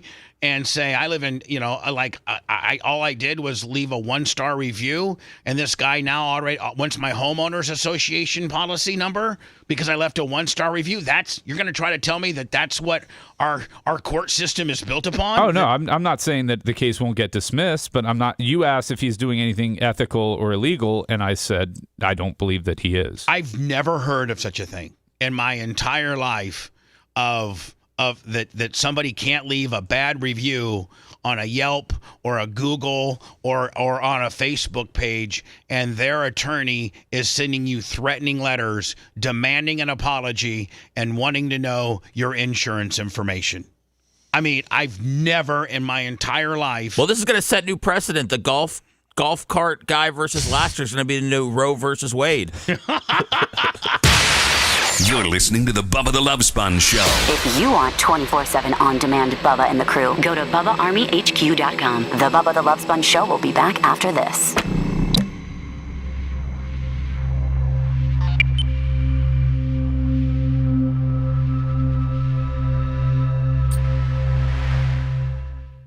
Say what you need to say. No, Brian can't really say what he wants to say because this guy's so litigious. And this attorney's such. You think Brian fears this man? I think Brian doesn't fear him. Brian doesn't want the headache. Brian fears no man. He told me personally he fears Dan Newland. Brian fears no attorney. He just doesn't want the fuckery. Brian, is that a pretty good statement? That is my position statement on everything in life. I like how he said. No, that's not on everything in life, but you don't fear this attorney. You just don't want to deal with the bullshit. Exactly. I mean. I like that he said he can't have the rich because he carries a lot of cards because his daughter goes to the arcade. I was like, what the fuck? What does that mean? How many cards does it take to go to the arcade? Well, there's different arcades. Yeah, yes, that is true. I got 4. In your wallet? Yeah. Did you get a Bubba wallet? No, sir. He can't do it because You don't have a the kid ring? goes There. to too many arcades. Oh, thank you. Gene got his. Here, take the ring. He's got. He's got one. I'm gonna know. If you're not going to use yours, bring it. All right, easy, big fella. I just got woke up. I don't know if you're yelling at me. I don't know if you're yelling at me about Ridge wallets. Go lay on the couch. But if you're not going to use your Ridge, lover, if you're not going to use it, then you can put it back in rotation and sell it to consumers. I'm gonna have to take it for a spin. Okay, I would like that. Okay. I think what you're scared of is that Bubba Army logo. You're not proud. I wore the Bubba Army logo all over my hotel. The vagrants love it. The vagrants love it, he said? Yeah. How we doing, everybody? Developing now, President Trump says he hopes to. Developing now.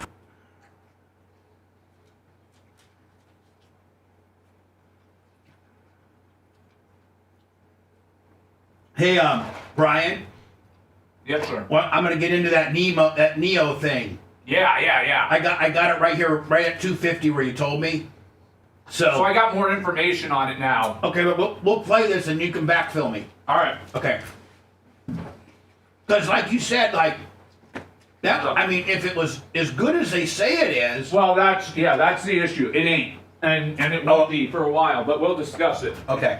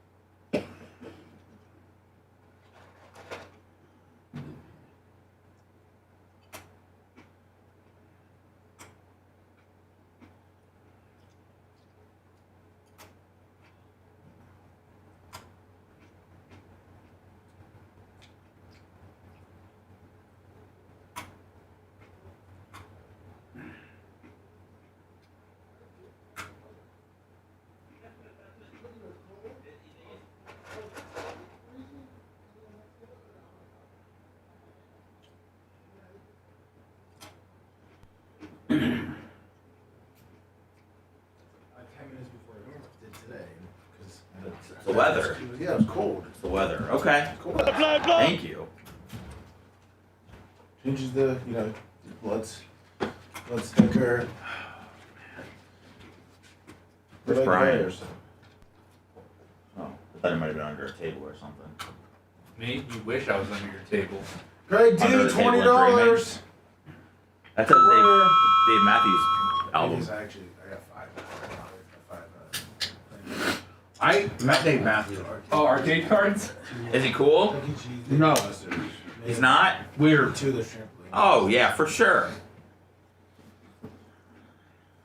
Well, they get you because they charge like $1 for a card every time you go, and you're like, well, fuck it, I'll just save it. They used to come here every year, man. I don't know if they do anymore. Who, Dave Matthews? Yeah. No, they I go to met West him at Palm a Beach. business show. I was at Sirius XM, and Howard, the Hamptons, the rich fucks of the Hamptons always have this year-end concert only for the people for the Hamptons. I mean, Dave Matthews, and it's like literally 250 people. Jesus. So Howard got to bring his posse, and I was part of the posse.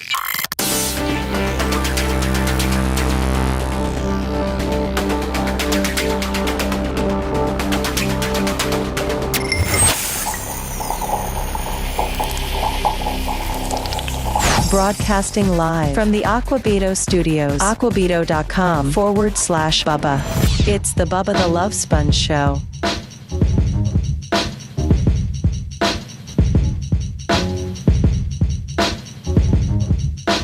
Macho Man has a friend I introduced him to years ago. You know, it's so much better to have a connection at your local car dealership, new dealership, and just be able to call that guy and get things done. Because if you have to deal with the service desk, you just get treated like a regular jabroni, like a regular, But I got a guy at Brandon Ford that Wayne Hammond introduced me to. His name's Marty. Is Marty a service writer, Macho Man? Head service advisor. He's a head service advisor. Yeah, well, he's a great dude, and I know anytime that you got any issue with your Mustang, he gets you right in. You never hear, like, there'll be sometimes you'll call a dealership, they'll be like, we can't get you in for a week. Well, if you're driving a Ford, you better know the guy at the service center.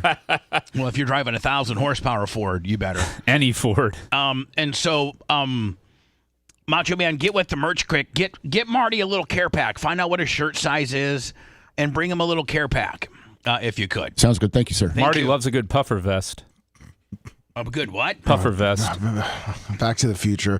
Greg Good D, job. $20 Good and catch, John R, Lummy. $10. Hey, timpani for Lummy there. Wow. What a catch. I did not know that was a reference. He might have been the only guy besides the guy that uttered it that knew what we were talking about. Absolutely blown away. Great job, Lummy. And he gets the strap.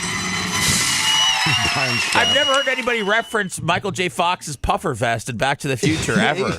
ever. Yeah, that could be a penalty in itself. But he did it. Lummy got it. Knew it. Lummy got it. Yeah. That our show has digressed so much that we're doing puffer vest mentions. Tony Dungy, full hot at the NFL, and you got a man. This guy is the epitome of class. I mean, I don't know how you guys feel about him, but Tony Dungy, to me, is the absolute epitome of the guy that did it the right way. He's a Hall of Famer. He did great things in Tampa. As long as he doesn't have any gay players, then he's going to be totally fine. And I had him and his wife in here one time promoting their foundation. He has actually gone through some very traumatic things as a dad. He had a kid commit suicide. Yeah, USF. At USF, just horrible. But he's absolutely. Brian, would you agree that he's like a senior elder statesman of the NFL with regards to the talking heads that are out there that break down, from the Stephen A. Smiths to the Pat McAfees to the, Terry Bradshaws and to the Fox, Sunday deal, that Tony Dungy, out of all the talking heads that break the NFL down, he's the elder statesman. For the most part. Well, he's just so respected, and the guy has no blemishes on his personal record at all. And did you know? I don't think he's ever sped in his life. I think he goes 50, 54 and a 55. So anyway, when he was in Tampa, Derek Brooks said this and Sapp said this. Did Ty J play? Ty J got his box from him. Ty J what? Ty J got his box from him. What do you mean his box? Like when Tony came in, he had his box of stuff outside the door. Oh yeah, Tony told him to come pick it up. Tony Dungy. Ty J doesn't like Tony because Tony, So anyway, but I guess Tony, one of his rules, and we talked about this when we had him on the air, is that he does not spend hardly any time in the locker room. He feels his coaching style is that's the players' sacred ground. And when obviously after the game, you have to be in there to address your team. He would only go in the locker room to address a team meeting or, before the game or after the game or halftime. Some coaches really live in the locker room. Like they'll spend an extended amount of time talking to players and coaching guys up in the locker room. Whereas Tony said, I avoided the locker room because that's the players' space. I had 4 or 5 ambassadors that would run the locker room for me. One of his number one ambassadors. No, Taker. I'm sorry, I couldn't help it. Derek Brooks is one of the ones that Derek Brooks, Sapp. He had several. I think was it Brad Johnson? Was that his quarterback? Was Brad Johnson Tony's quarterback? No, Sean King. Sean King, Trent Dilfer. Yeah. I don't think either one of those are running in the locker room. Dilfer just got fired by UAB, did he not? Yes, he did. Everyone into the showers. Time for a team meeting. So Tony Dungy very rarely, as a matter of fact, when we had him in here, it was right during the Colin Kaepernick stuff, remember? And I asked him, I said, Coach, how would you deal with the Colin Kaepernick situation? And, as far as some players want to kneel, some players don't want to, some people want to stay in the locker room. And he said he would address it in this manner. If you really feel like you have to kneel, then you need to stay in the locker room and come out after the national anthem. If you're going to be on the field and wear that uniform with that logo representing, the league and the owner of the team, then you're not going to be kneeling. You're going to be standing up. And if you have a message that you feel so strongly about because you're kneeling for that message, I will give you as much time that you need during my coach's show, because every coach has a show that the local affiliates run. Like does Todd Bowles have a show? No, I don't believe so. No. Most. Well, Tony always had a show that ran like on Fox or Channel 28, and it was a local show that was usually 30 minutes long, and it was just the coach breaking down the game on like Tuesdays and stuff. Yeah, and it was like their local sportscaster. He has Bucs Total Access, the official weekly radio show for the Tampa Bay Buccaneers, available on Apple Podcasts and Spotify. Yeah, well, back in the day, they would be on TV. Yeah. So Tony Dungy. Yeah, it's been a while since the TV one. Tony Dungy said, if I had a guy that really felt adamant about having a message that he had to kneel, I'd ask him to stay in the locker room, and then during my coach's show, I would give him all the time that he needed to get his message out, which I thought was a pretty good answer. Oh, I'm sorry. It looks like Todd Bowles does have it. Bowl with Bowles. It does it from the bowling NBC alley. 8. On who? Bucks with Bowles on Channel 8. Oh, so the NBC affiliate. Yes. When does that come on, Lummy? I don't know. I'm trying to find. Okay. I wonder if they record it and play it on Sunday or something. 3 a.m. Bowles is just not the most excited. Not at all. He might be. In fact, he might be the least of every coach in the NFL. I can't think of anybody that's less exciting than him. Well, he's less, and he doesn't tell he's from the Belichick, a kind of where he won't tell you anything. He's kind of a black Belichick a little bit. You know what I'm saying? And he's kind of that's tough to put on a fellow, but I get what you're saying. Yeah, he's got a little bit of a marble mouth. We call him Triple B, Black Belichick Bulls. So anyway, Tony Dungy was full hot on the fact that the Philadelphia Eagles did the tush push against the Giants. There was a fumble, and then the NFL ruled that it wasn't a reviewable play for whatever reason, and they played the play was called dead, but I don't know how it's not reviewable when you have a clear recovery. Well, now, the advancement of the ball may not be allowed, but you have a clear recovery. And this is the part that drives me nuts with this is you clearly have a player who's continuing his forward progress, and he loses the ball. This isn't a situation where he had gotten pushed back and they were struggling with him and stripped it. He's reaching the ball out, and the guy just takes it away. If any other player does that, it's a fumble. Dungy, who, Brian, you would agree, he never really rocks the boat. He never really disrespects the brand of the sanctity, the how sacred the NFL. The NFL's been good to him. He was a player. He was a longtime assistant. He was a Super Bowl winning head coach. Does he still do Football Night in America? Yes, okay. He's big. He's one of the big slinging D's with the NBC Football Night in America. You know, he's and he very rarely has a negative slant to anything, especially towards the league, and he lit the league up. And when Tony Dungy speaks, now you would expect this from Pat McAfee, from Pat McAfee or Stephen A. Smith, or some of the loudmouths that break the game down. But when Tony Dungy is this hot or mad about something, that's saying something. Tony Dungy on his X says the NFL must get rid of these categories that are non-reviewable. You can't have New York jumping and change plays, saying expedited? Yeah. Expedited review told us, and then have obvious misses that go unchanged. That's what the review process was put in for. We had a couple of these in our Green Bay Pittsburgh game, and it's terrible when you change some obvious plays and not others. You create a credibility issue, and that's what we have now.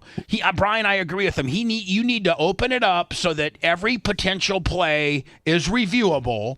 Or not have these categories where it was a dead ball or the player advanced. They have these subsections of review that don't make sense. Well, and this is a bigger problem for the NFL because you want to talk about another respected guy, Ed Hockley. Oh my just God. Called out another ref, the ref from the Bucs Saints game, and said the NFL needs to sit down and talk with him. Ed Hockley.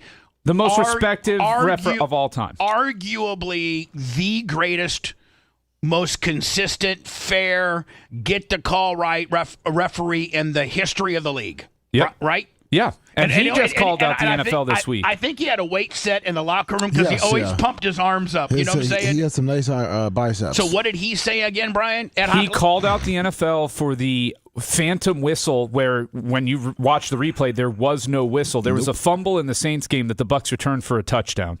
And the referees, after talking about it and everything, said that there was a whistle, the play was dead, and the Bucs couldn't have advanced the ball. But when you played the replay, there was never a whistle until the guy went into the end zone. They called an inadvertent whistle that didn't exist. Now, is this the play that Tony's talking about? And am I going to get a strike? Probably. Yeah, I mean, right there, we're probably already. So you might as well play it. I don't know that mount will get it for you, but I don't know. That sounds bad. This is fair use, though. This is a news story. Nope. I mean, if that's not a fumble, I don't know what is. There's no whistle. He's not down. There's no whistle. He's stretching the ball forward. He's putting the ball out there.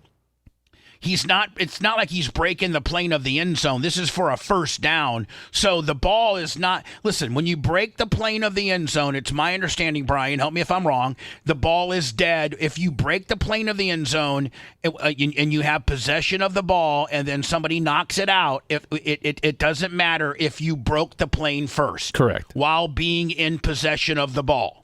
because at that point the play's over. You just have to break the imaginary plane, and a guy can smash it right out of your hands. Doesn't matter. This is just for a first down. So the ball is still live once you pass that first down measure. The ball's still alive until the whistle is blown. And I mean, clearly, the ball is out right there. The ball's out there, right there.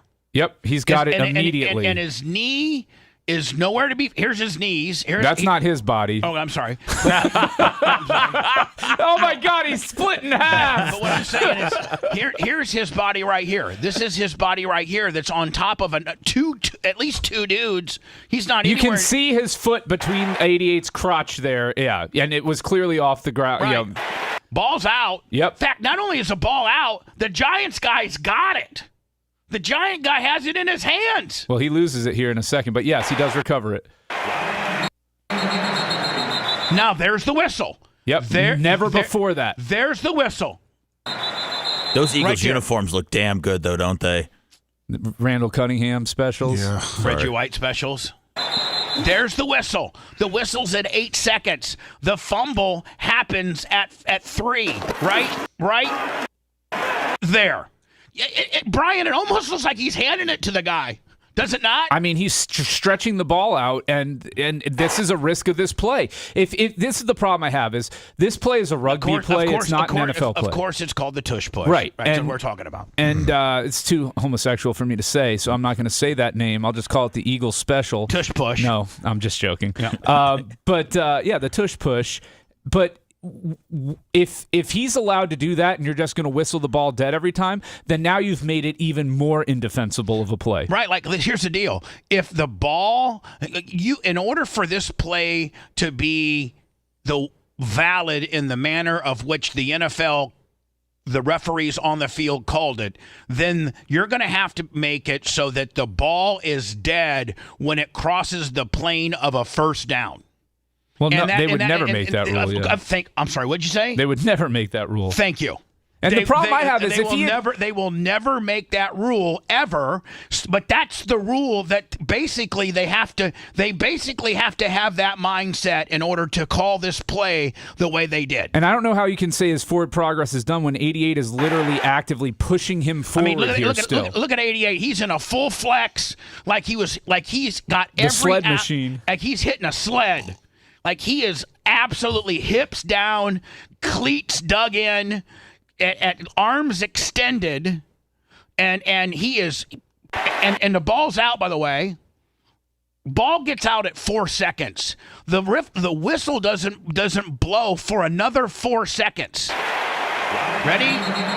Boom! Another 3 seconds. 7 seconds is where the ball blows. Tony Dungy's full hot, and I totally agree with him. You can't have these subsections or these categories that that make a play is not. Every play has to be reviewable. Well, especially if you can do it instantaneous before the next play even snaps and create the adjustment. I mean, I wouldn't want to go to a game where they're spending 3 minutes under the hood every other play. That gets real annoying. Yeah, exactly. But when they can do it in real time and say, nope, there was no whistle. You and I could have been back in New York. You watched that thing 2 times. Fumble. It's 14 seconds long. You watched it once. I watched it once. We confer. It's less than a 25-second timeout. But that's also what Tony Dungy's complaining about is New York jumping in.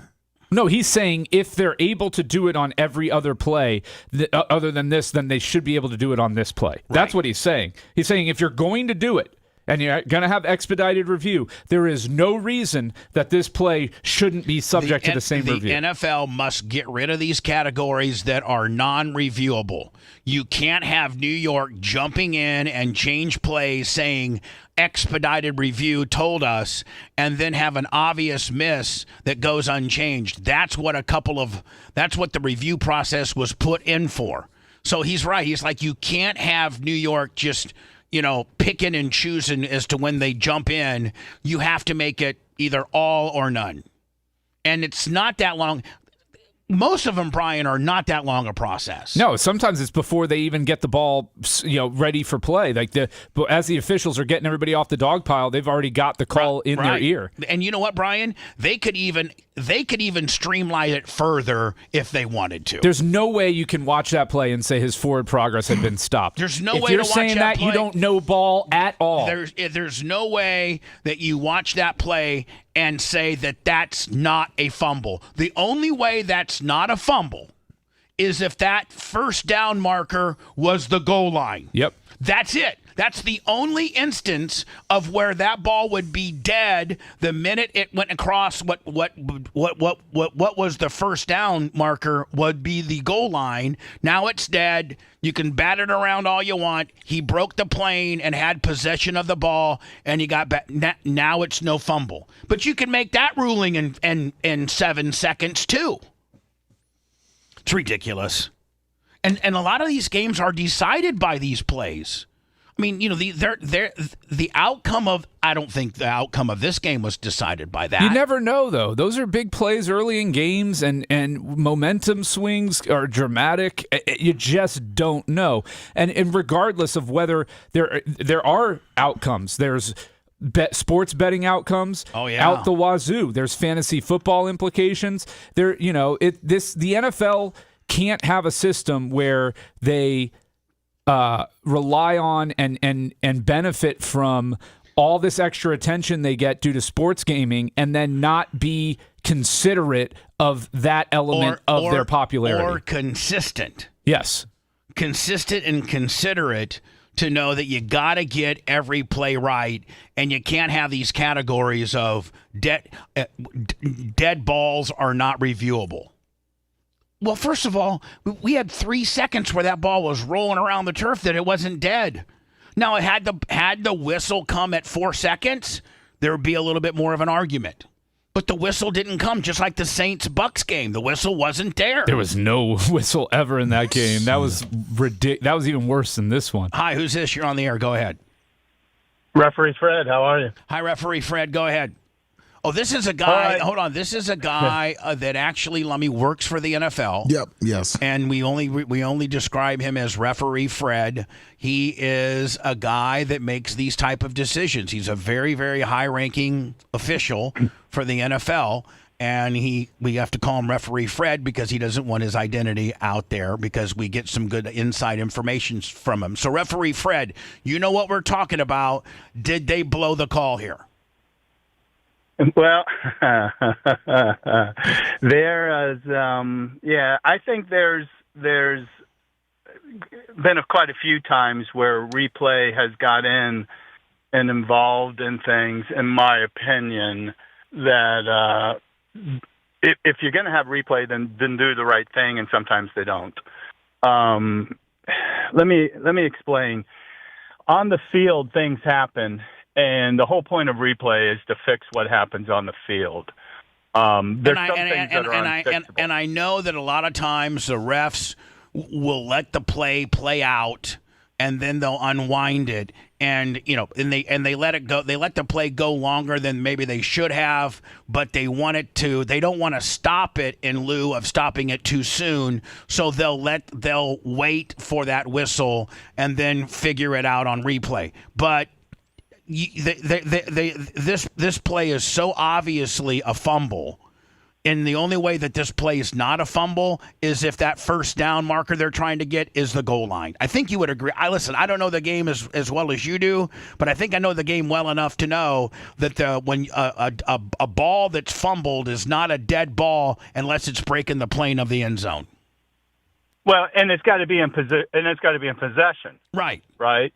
So if it's in possession, then and it breaks the plane. Then we know that we have the first down, or we have the touchdown. But that rule doesn't. That rule's not for first downs. There's not an invisible barrier of the ball's still in play when you're considering first downs versus touchdowns. Yes, yeah, because once the ball breaks the goal line, it's done. It's done. Okay, but that's not the same. That's not the same rule for first downs. You have to have control of that ball the entire time until the whistle's blown. Right, unless and here's where replay can't get involved or should not get involved or is not supposed to, is if you come over your radio and say, I have forward progress. If you say I've got forward progress and that's where you're killing it, anything that happens after that. But the 88 tight end was pushing the hell out of him. His forward progress was somewhat stopped, but the play was still in motion. It was not stopped at all. He was moving the ball forward. He was extending his arms forward, stretching for extra yardage when the ball came loose. To say that and we know it wasn't I had forward progress stopped because we don't get a whistle for another 4 seconds after that. It doesn't take 4 seconds to blow your whistle and call a play dead. If the whistle was a second later, I may be more inclined to believe that the ref actually had his forward progress stopped. I agree with you 100%. That's what I'm saying. On that play, I don't think he had forward progress. I'm saying that's the only thing that you cannot review. You can't review forward progress. But my point is, I don't think that's what they had. They've had a couple of these where they've let the plays go, and then they've come back and they've go, oh no, we had a whistle here. Again, the Bucks Saints game was a prime example, and listen, when you make it to that level and you blow an inadvertent whistle and you toot your whistle and it's real soft, you're going to blow it hard after that and just kill the play. But these guys aren't, they didn't do it because no one blew the whistle, and no one blew the whistle on this one either. The NFL referees tend to be, they tend to let it go longer just because they tend to not blow the whistle quick. They've been conditioned to let the thing play out, and then they'll unwind it at replay. But if they don't unwind it at replay, then at the end of the day, they made a mistake. They absolutely made a mistake, and they should stop having these subcategories that are non-reviewable. Mm-hmm. If it's on the field and it's a big whodunit, it needs to be reviewed. And I agree. I agree with you. First of all, I will tell you this, and I was I don't work in the NFL anymore. I left that. I'm still doing college, but I left that. But my point is, because I was working up in the replay booth. But the point is, I've never been a fan of replay. I think replay it's not any different than if a guy fumbles the ball, hey, you guys made a mistake, we're going to let you go ahead and have that play over again, and hopefully your running back doesn't fumble. And that's why I've never been a fan of replay. Officials make mistakes. It's part of the game. Players make mistakes. It's part of the games. Coaches make mistakes. I'm big on replay because I think you can. I'm big on replay because I think that there is some things that are missed, and it can correct that. And I want the most correct version of the game that can be played, and replay can help with that. And so I'm a big proponent of replay. But the one thing is, and I will tell you this, 90% of the rulings all come from New York. They don't come from the replay official in the booth. I figured they all came from New York, didn't you, Brian? I figured that the guy on the field's kind of being told what to say. Well, that's true, but they will take the opinion of certain referees, and they will take the opinion of certain replay guys because they've done a lot of football and they've officiated a lot of football. Now, can I ask? Maybe can I ask you? Maybe it's more like 97%. Can I ask you a question? Do they get? They don't get the network feed of the commentators because commentators they do. Yes. See, Brian, that was one of the things I did was I had to listen to it, and if the commentators were saying certain things or kept getting on the officials, I had to tell the replay official, "Hey, this guy, these guys keep talking about this, and they keep saying this and this," and then they would let New York know, and then New York would get all. That's where I disagree, Brian. The fact that you got a couple commentators that could potentially skew one way or the other, and you shouldn't listen to them at all. Yeah. No, they're trying to tell them to stop, or they're trying to explain to them. That's why you're starting to see now how they have like the Dean Blandinos and the Santoris, and they have these guys that used to be officials that are now both in college and NFL that are now on there to explain why to the commentators. Now let me ask you. Let me ask you a question: Is New York on with those guys, the experts that chime in on the game? And so is New York on with them, trying to give them a little explanation so they can kind of hard sell it to the audience? No, I don't think so. I think those guys are giving their opinions as ex-officials. Yeah, have you guys seen? That's what they're doing. Have you guys seen what the ACC is doing with ESPN, where they're allowing awesome. the audio of the complete conversation? I love that. Brian. It's awesome. I love that. And it makes you respect the calls more because you hear what the considerations are going into the decision. You kind of hear them walk it through. Yeah. And I like Brian. I think that's about as transparent as you could get, and I love it. Yeah. Oh, yeah. And I'll be honest with you, a lot of the talking back and forth is really just, hey, did you guys see this? Do you see that? Do we confirm this? Do we overturn this? But I think you would agree it's that really a lot of basic talking. But I think you would agree, though, they got to stop with what's reviewable and what's not reviewable. It's a dead ball, so we can't review it. If it's a big whodunit and it could potentially change, it could change a possession or an interception from an incomplete pass or whatever. You've got to review it. They have these now. They have these little subsections, what Tony Dungy was talking about, where it's not reviewable because it was a dead ball. I think that's bull. Well, forward progress is not really a judgment call, right? That's something you can visibly see. Oh, he was stopped for a half a second, a full second. He was starting to move backward. He was being pushed backward. So to me, saying, oh, well, it's a forward progress, it's a judgment, who gives a crap? That's completely reviewable. Anybody with two eyeballs can see that Jalen Hurts' forward progress had not been stopped at all on that play. And so that, to me, to say, well, that's a judgment call, so what? You review it, you get it right. And let's not forget, it has to be clear and obviously wrong in order for them to overturn the call in the field. So if you're saying the call in the field was his forward progress was stopped, and then they look at it in New York and be like, no, it wasn't, then it's clear and obvious that it wasn't. Right. There's no different. I agree with you.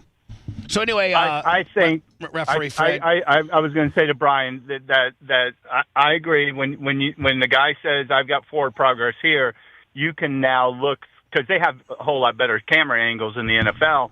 You can actually look and see where that forward progress. Okay, well, this is the furthest point that ball went, so this is where we're giving him forward progress. And the ball's out by then. In this particular situation, I know. Listen, this was an absolute that are just wrong. This was an absolute blown call, blown, absolutely blown. Yep. On how it was. I agree. And how it was handled, how it wasn't handled, how they ruled it, how they did. They didn't even look at it. They didn't even review it. I mean, that's that's what I don't know. I don't know why they didn't, and again, that would have been my only thought process on the forward progress thing. I just don't know. And I think that's Tony Dungy's contention, and that is you got to play that it's this important on a possession change. You got the difference between the Eagles having a first down or the Giants getting the ball. That is a big swing in momentum and in a lot of different things. And Tony Dungy's like, listen, and you're going to say that this is under some kind of dead ball category where you can't even review it? If New York's going to be able to step in on any other call, they better not have these sacred, situations where they can't step in. That's ridiculous. Yeah. I'll say one thing and then I'll hang up. This is what I'm going to say. It's an evolution. It is evolving. Football, especially with replay, is evolving each year. New things are coming in, especially on replay, on what is reviewable and what's not. And plays like that will probably be looked at. Fred, can I ask you a question, Fred? And Brian, I want your input, and Seth. And but we're all great football fans, so we all would probably have some type of knowledge or at least opinion of what the question I'm going to ask. And that is, it seems like they've refined football, quite a bit with regards to the technology of it. And, like Lummy, they have the AWS, and they can tell you how fast the guy's running, and they can give you every statistic known to man. The one primitive thing that we still have, that I still think could be a margin of error that could potentially change the game, is the caveman-like first down sticks, the yard, the 10-yard marker. I would think that they could almost put some type of laser system in. They chipped the ball this year. Exactly. Yeah. They chipped the ball this year. Yeah, they have it. They're testing it. Oh, okay. Yeah, So it's tested. Yeah. It's called Hawkeye technology. No, but I'm saying when like they do a measurement, they don't bring all the chains out and all that. Just the back judge holds the ball, and then they actually do it with a laser, and it's. Oh, I did not know that. That shows you how stupid. Yeah. You know what? I just really showed you. Yeah, they got how six. stupid I am. They got 6 8K cameras on it at all times. Yeah, it's like Wimbledon now. All right, perfect. Sorry for being stupid. It's okay. See you later. We love you anyways, Bubba. See you later, Fred. All right, thank you, guys. Yeah. See you, Fred. I was stupid on that, and I was stupid on thinking that North Korea was going to buy TikTok. We'll get into that next. If you love that segment, then check out BubbaArmyHQ.com and do a deep dive on past shows. The Bubba the Love Sponge Show will be right back.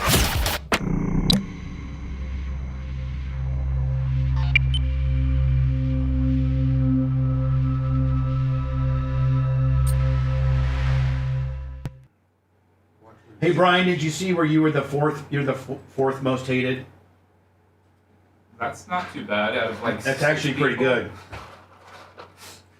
Who was most hated? Me. Who was second most? Dan. Who was third most? Seth. Sorry to hear about your mom, Darkman Steve. Seth. Okay. Then Brian. Then Tuttle. And then Gene. And then the most liked is Lummy, Gene, and Macho. That seems about right. I mean, I think that's actually pretty accurate. Yeah, I wouldn't argue with those results at all. Yeah. Me being more hated than Tuttle is interesting. No. The people that hate Tuttle really hate Tuttle. Like, yeah, but the people that hate you really hate you. Yeah, I guess so. I don't read the noise, so I just don't know. Yeah. This wasn't reading the noise. This was reading this is a chat. This is very scientific. This is a very scientific fucking project. Seth oversaw the project. Sarge 31 months, 37 months. Seth's putting in the hours, man. He is. He's putting in the hours. Prestige worldwide. 87 months. So Seth, I'm going to give you Monday off. How about that? That sounds like a threat. Thank you. Yeah, I'm going to give you Monday off because that's your tough day.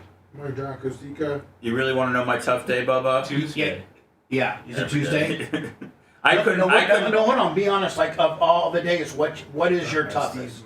Honestly, man, any day that I have to do both jobs is tough. So I know, that's fine. No, that's. Would Monday or Tuesday work better for you? Good morning. It's the exact same. All right, so Monday. Let's just go Monday. Okay. And then. All right. Get you back here on Tuesday. Okay. Okay, you go with that? Yeah. All right. Thank you. Will that help your sleep a little bit? Yeah. I mean, of course. Yeah. Okay. Yeah. Brian, did you see this at Dr. Phil? The motherfucker makes $25 million a year. What's he filing bankruptcy for? Probably just creative accounting. Rich people. I mean, Trump's filed bankruptcy numerous times. I need to do that. Didn't you hear Gene worked out on air yesterday that he's thinking about changing his business to a something corp to get no tax and to hide his money and all kinds of things? Yeah, it's a dirty game, man. It's a dirty game, isn't it? All right, hold on. You're just scratching the surface. This motherfucker. I think he gets to the scratching the surface reference once a show now. I love it. I don't even know what it means. It's Reggie. You should watch your own documentary. It's Roundtree from the doc. Oh yeah. Trailer. Yeah. God, I'm fucking stupid. You're just. I really think I took a stupid pill today. No, Brian makes references that you have to really be alert for. Brian's, he's so upper crust that I don't even get half the stuff. The puffer vest, Bubba, was really, Hey, the smartest guy in the room got it. And money. Hold on, no. Not the smartest guy, the most liked guy. Yeah.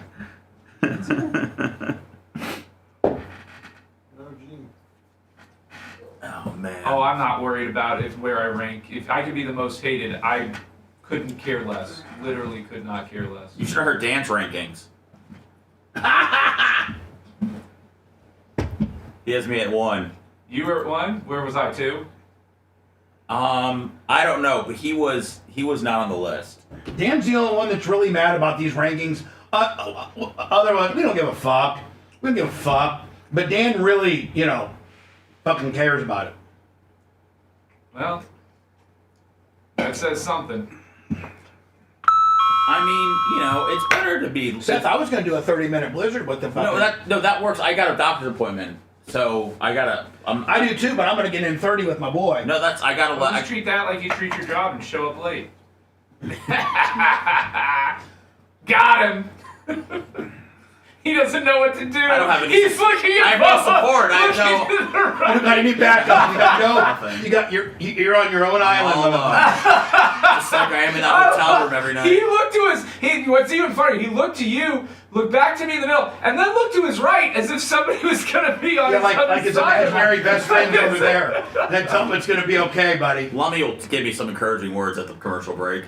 And tell Babyface to fuck off. Lummy already told me it's the cold weather that held me back today, which I appreciate.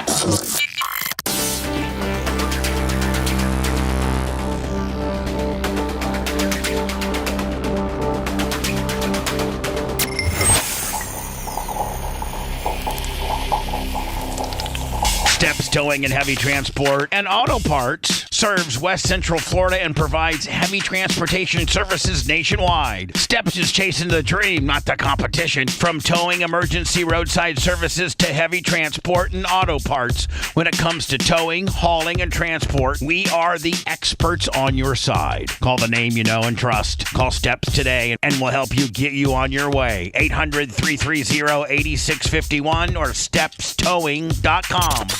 Broadcasting live from the Aquabedo studios. Aquabedo.com/Bubba. It's the Bubba the Love Sponge Show.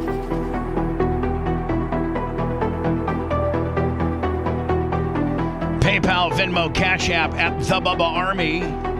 As we are approaching the weekend, and if you don't have any weekend plans, as you could be so kind as to go to either Apple TV, Amazon, which if you rent Video Killed the Radio Star through Amazon, you can leave a comment, which gives you a potential algae, helps us with an algorithm, and also Google Play. So it's $4.99. You want a little pro tip? What do you mean? If you're an Amazon Prime member and you're ordering stuff that you don't necessarily need right away, a lot of times, if you wait a couple days to get it and let them ship it to you slower, they'll give you like $3 digital credit, which you can then put towards the renting of movies, books, other things. So like you're saying, like if you ordered, let's say you needed like some new magic markers or something. Right, but you're not desperately in need. You're like, I'm on my last magic marker. Let me go order more magic markers. And if I get them in 3 days or 6 days, it doesn't matter. This one, I've almost sniffed all the scent out of this one. It's damn near dry. But I could go a weekend. I don't need them Monday. I could get them Wednesday. So they give you they'll give you like a little say, hey, if you want it on Monday, you're gonna get nothing. But if you let us deliver it on Wednesday, we're gonna give you a $2.99 little bony. Yep. Here. Yep. And then you can take that $2.99 bony and apply it to renting Video Killed the Radio Star. As many times as you want to rent it, too. Yeah, keep doing that, Bubba Army. Delay your packages and use the free credits to purchase or rent, Video Killed the Radio Star. By the way, Lummy, yesterday was Matt Heller's birthday. I wished him happy birthday. Yeah. But I didn't have the balls to ask him about, helping me out. With Video Killed the Radio Star and his over his the over 1 million followers he has on Instagram. Do you want me to? Because I talked to him on Sunday about it. Do you want me to just mention it to him? You did? Yeah. What did you say? We were just talking about it. I talked about him coming in for an interview or doing an interview with you, and then I asked if he went to the documentary, what he thought, he loved it, different things like that, and then I said, hey, with what you got, would you mind reposting a couple things for us? And he said, of course. And I said, what about the documentary? And then I said a couple other shows that we do. Man, you're getting greedy over there. Well, clips. Okay. Like stuff that we do. He's like, yeah. I feel like we need to talk about this off the air. Yeah. So I was trying to be. Happy birthday to Matt Heller yesterday. Hey, happy birthday. You mind doing a favor for me, buddy, while I'm here? Well, you know what Brooke Hogan said to me? She would do it? No. So I talked to Steve, her husband, which, he handles everything. And so he's going to post it She's got nearly. Hi, who's this? Can you hold on for a second? Can you call her? We're busy. I can. All right. Oh, thank you. So I get a hold of Steve, Brooke's husband, and I said, "Hey, Steve, can you help? The video killed the radio star. People have asked me to reach out to Brooke, and like here's a picture of her and I at the premiere." And then Ian wrote up the filmmaker wrote up like a little, hey, this is me and my uncle Bubba at the movie premiere of this new documentary called Video Killed the Radio Star. It's really well done. It's fair. Check it out. And then there's like 3 different links, a link for Amazon, a link for Google, a link for Apple TV, and then, post that. Because when you ask an influencer to post something, they don't want to have to creatively think about what you're trying to have them promote for free. They want it I'm Brian, I think you'll probably agree. They want to copy and paste it. Yes. If they're going to help you out, they want to do as little work as they should. Copy pasta, as they call it. Yeah, what's that called? Copy pasta. There you go. I don't know if it's really called that and he's trying to make me look stupid or it's an industry insider. Only true influencers like me and you would know it, Bubba. Okay. So I sent Steve the copy pasta, and he goes, this was like last week. And he's like, I'll talk to her, but I'm sure that wouldn't be a problem. Like, yeah, we love you. You're like, yeah, no problem. So nothing's happened. I sent the copy pasta lummy to him like on Friday. Yeah. And so I get back to him yesterday. I'm like, Steve, any word from the boss lady? And he goes, yeah. Listen, HG, part of her getting paid $35,000 an episode for shooting 7 episodes of this house decorative flipping. She's shooting an HGTV special right now with HGTV, and part of which you know what, I actually understand where if a major network was paying somebody $35,000 an episode, paying you $250,000 for 7 some episodes, that they would potentially have approval of what you're posting on your socials during the term of while you're making that project. I could understand that. So he comes back to me and says, listen, she really can't post anything on her Instagram or Facebook that's not approved by HGTV. But the minute or the month or the week that she's no longer taping and doing this, then she can go back to doing whatever she wants. So right now, she can't do it. We got to get HGTV to buy the streaming rights to Video Killed the Radio Star. So, which, Brian, that sounds, and then Brooke, I was dealing with Steve, then Brooke reached out to me, and she's like, listen, did you talk to Steve? And I'm like, yeah. And she goes, please don't be mad at me. Please don't think I'm blowing you off. I absolutely will post that the day that I'm clear of this obligation. So she was, she's a sweetheart. She was super cool about it. Yeah. Like she even I took Steve's word for it because to me, Brian, it sounds legitimate. If I'm a major network and I'm paying somebody $35,000 an episode, I'm gonna control what they're doing. Yeah, completely legitimate. So, when she gets done, which by the way, she'll be done in the Monday of Thanksgiving, they finally come back to Florida. And she'll be done then. Well, I don't know. Is it when she's done shooting or when she's done promoting it? Because the release is going to be a while after, right? She said that when she's back in Florida, that she can do whatever she wants. So that's what I've been told. Well, that's good. But Matt Heller, he doesn't answer to anybody. Sure doesn't. Matt Heller just gets drunk with Ric Flair all day. That's right. So I got to think Matt Heller could put that up for us, lickety split. Condolences to Dark Match Steve. His mom passed away today. Yeah. Just today? Overnight, she was in hospice. Oh, man. Sorry about that, man. Nothing's worse than your mom, man. My mom's really mad at me right now because she actually texted me yesterday and she goes, I haven't seen you for 7 weeks. and because I've been so busy. Let me, I had Larry down here for a week, and then I went to Warsaw for a week, and I'm working on the strip mall studio the project. track stuff at the track. I had monster trucks at the track. Now, Brian, I got more track stuff, whereas I have to harvest about 300 yards of material, screen it, and get it up to the track to get ready for February. That's our big deal. And my sister kind of blew up because Tara's like, Tara is a way better sibling, a way better child than me.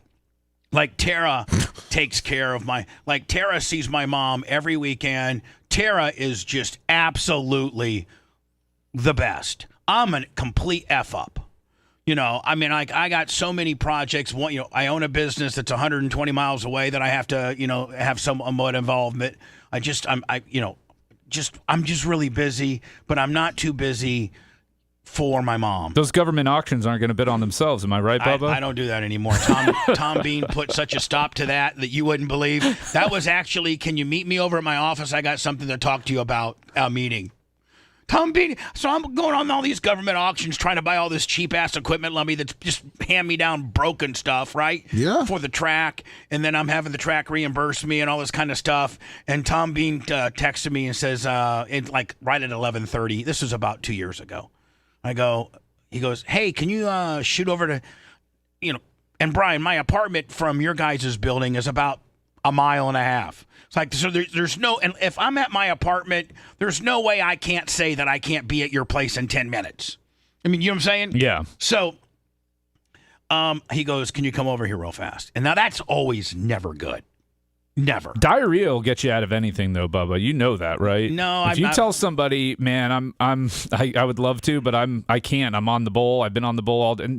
Nobody's going to question you on that ever. Yeah, well, diarrhea is always the trump card. I'm not going to do that to Tom Bean. You've used that, Brian? No.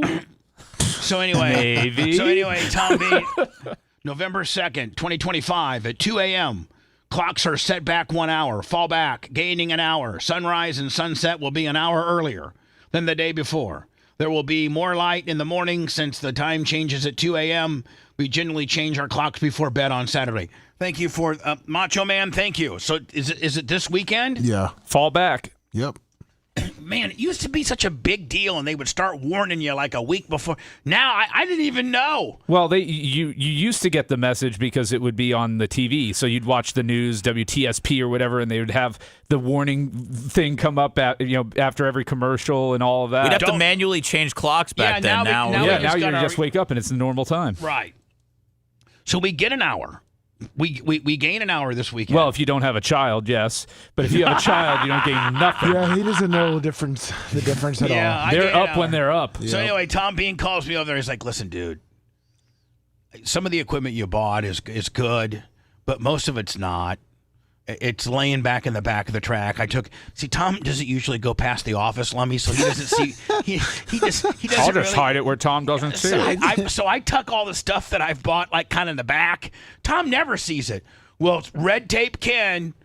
He narked you out. He told Tom, hey, did you know that we got this box blade and this water wagon and all this kind of stuff that Bubba's bought? Redneck, narc. Yeah, so what a narc. This is 2 years ago. So Tom's like, listen, you've got to stop. I'm just going to let you know from this point forward, whatever you buy is like if the track really needs it. You got to have a cash cube, Tom. Let me. I might use it for February Nationals. Hell, I might as well get some use out of it. He's like, I need you to get a hold of me. Tell me what it is. Let me look at it. And I can tell you whether we need it or not, or whether I'm going to reimburse you. But the track's going to reimburse you, because that's where I get in trouble, Brian. I buy something for like $1,800, and then I put an invoice in to Tom to Jim Martin or something, and then they cut me back my check. You know what I'm saying? I say for track expense. Well, that ship has sailed. Oh, yeah. So anyway, my sister has been, she's such a great sister, and she makes sure my mom's okay, and she just does way more FaceTime with my mom than I do, And there's just no excuse. There's going to be a day there's going to be a day that comes around, and Brian, you most recently went through it. Dark Match Steve just went through it this morning, where you lose your mother and you sit there and beat yourself up as to how many times on a Saturday where you're just laying around watching some stupid ball game that you could have been over to your mom's house, spending time with your mom. Just sitting on the couch watching that same very game with your mom makes your mom super happy. Yep. Yep. The biggest gift you can give somebody is your time. So I am going to legitimately try to spend as much time. Not that my mom's not sick. She's clean bill of health. She's great. But she gets depressed when I pull this disappearing act and she even knows she's like, I haven't spoke to you and I haven't seen you in 7 weeks and 4 days. That's your fault, Mom. You can spend 20 hours a week with me if you just watch the show. Turn on YouTube. Watch me there. For her, it'd be Facebook. That's all she does. She's a boomer, and she just Facebooks it up. She actually has one of these little styluses that she can, use as a little pointer. So I'm gonna spend all day. Lummy, I know that you're coming over to I know that we're all getting together Saturday at 9:00 to the Strip Mall Studios. Are you coming, Lummy? I didn't hear. I knew about it. I didn't. No, but I don't think so. Yeah. I love when Lummy gets caught and he doesn't know how to answer a question. What's the right answer here? Lummy's booked. Me and Big Red and Macho Man. Everyone. And one other dude that I'm not going to tell you, that we're all meeting at the Strip Mall Studios at 9:00 on Saturday to finalize the floor plan. By the way, $20. So that Big Red can start laying the flooring and the soundproofing. Paper Towel Willie has the soundproofing being shipped in. Shipped in, I think, Monday or Tuesday. So I'd like to, I have to get it. I got to get it all laid. We're having some, not arguments, but we're just, the way I envision it, it's not the same way Macho Man envisioned it. And I need to do it Macho Man's way because he's the guy that's building it. So he knows what he wants. He knows what I want as far as look. And, me and Macho Man were not on the same pages. So we're going to get on the same pages Saturday at 9. And then as soon as I get done with my meeting at the Strip Mall, I'm going to go be with my mom. Oh, nice. Get there by noon. And then I'm going to be with her all day and night. I don't plan on leaving until 9 or 10 o'clock at night. I'm going to take her to lunch. I'm going to take her to the mall. I'm going to do whatever she wants to do. Because I'm not going to, You're going to go to the mall? Yeah, she likes to go to the mall and walk around. Oh, okay. The outlet one? No, there's certain places she likes to go. She likes to go to Bell's, and she likes to go to Target, and she likes to go to a strip mall. Yeah. She also loves the International Mall too, but I think that's a little too much for me. I don't think I could deal that. But it's less of a drive for you. Well, no, I'm already out. She lives in Land O'Lakes, so she doesn't meet you halfway or meet you here? No, hell no. You have to go get her and then bring her down here and then bring her back up. Grouper lives 25. She hates driving. So anyway, Dark Match Steve, I am so sorry about the loss of your mother, and it's just reminded me how much of a piece of crap son I've been. And everything has taken precedent over my mother, and that's just not the way it should be. I should have told some of these things I've done no, because I got to see my mom. My mom is the most important thing in my life. And, I still have one, and other people, would give anything to have some time left with their mother. You should take her on a cruise, and really that way, you're locked in to being there with her for 7 days. It's not a bad idea. Does she like cruises? You can do the Margaritaville out of Tampa, super cheap. Hold on. My mom loves cruising so much that she's like some type of her and Eddie, her and Jeff, my stepdad. they went on like 3 cruises a year, and Brian, they're like on like some kind of an ambassadors club. She probably misses that. And she's like, who's her preferred cruise line? I don't know if it's Carnival or if it's Majestic. I don't know. It's what's the biggest one out? Royal Caribbean. I think that Carnival. It's one Norwegian. It's MSC. No, hold on. Virgin. It's one of the Disney. It's one of the two. It's one of the two that you first came up with. Royal Caribbean. Royal Caribbean, Royal Caribbean. She would be Diamond Plus. She's Diamond. She's Diamond Plus. Where the fact that I'm like, Mom, where she literally doesn't have to wait in line to board the ship, where she's first on, first off. She gets upgrades on her rooms. She gets a certain amount of beverage for free. Yeah. Like she gets everything. Yeah, I got that with Royal. It's great. So and then Merch Crick, when she was married to the dude that before we met, she also is like, they did a lot of cruising, and she's like some type of really important status on one of these cruise lines. And Tara has told me, but here I am being Bubba, being a dick again. Tara made the announcement, if we want to go on a cruise as a family, I'll pay for it all. Tara's like, I'll pay for everybody. Because they knew I would say I'm not going to pay. Tara's like, I'll pay for it. You just gotta not bitch, and you gotta go. And you gotta. Well, I'll go, but I'm definitely gonna bitch.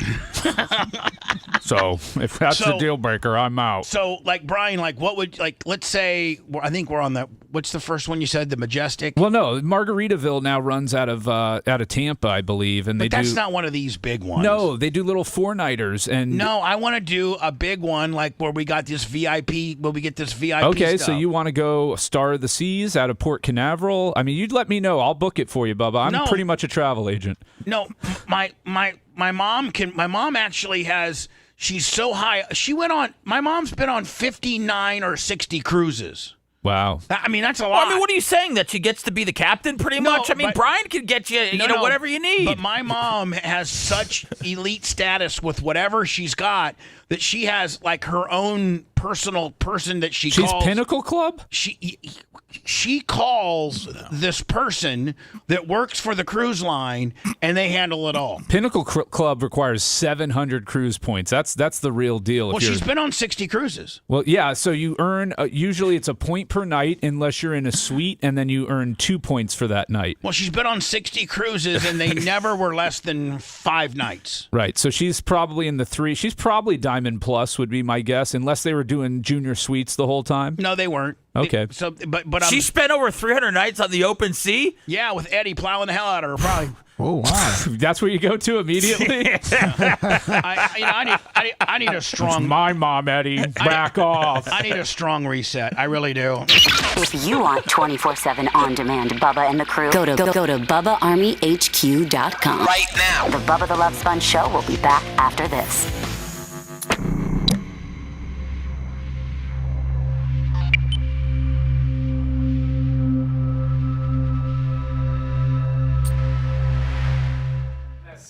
World America. What's MSC stand for? Mediterranean Shipping Company. So it was. It's the #1 shipping company in the world, and the wife and daughter of the guy who owned it were like, "We want to start a cruise line." And he's like, "Okay, go for it." And so they did, and they started out in Europe, and it was actually a really cool concept. They're almost like floating hotels, so there's less to do on the ship because Europe's more about seeing the sights. But let's say you wanted. Let's go to Europe.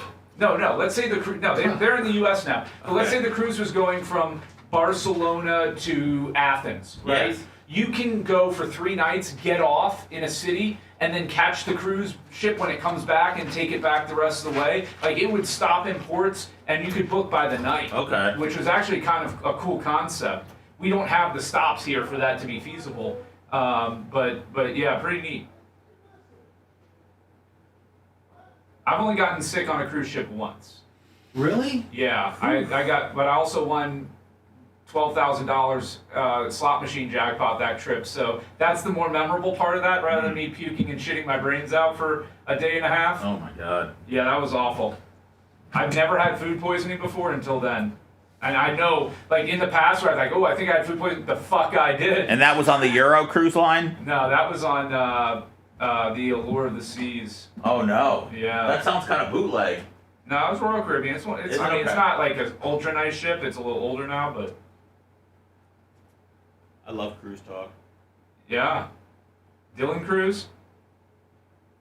Hold on to him. He's a hold. Good morning, by the way.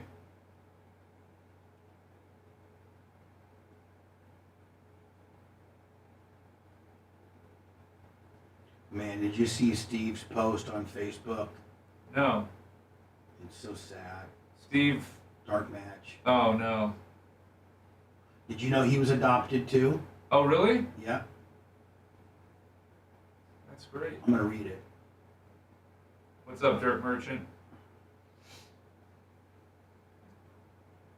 Pencil neck. Yeah, it's the trapped feeling doesn't really exist on these mega ships that they're building now. I mean, they're floating cities. If you can't find something to do on a cruise ship, you're just not trying to find anything to do. What up, White Iced Tea? I mean, you have the option to get some rooms. Like we've had a couple on MSC because it's the one ship cruise line where this type of room is affordable.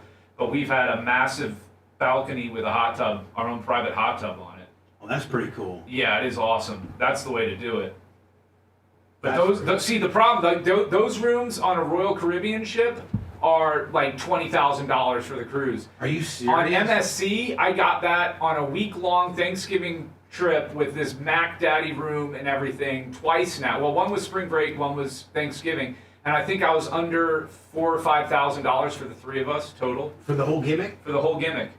That's pretty good. Yeah, and the rooms were great.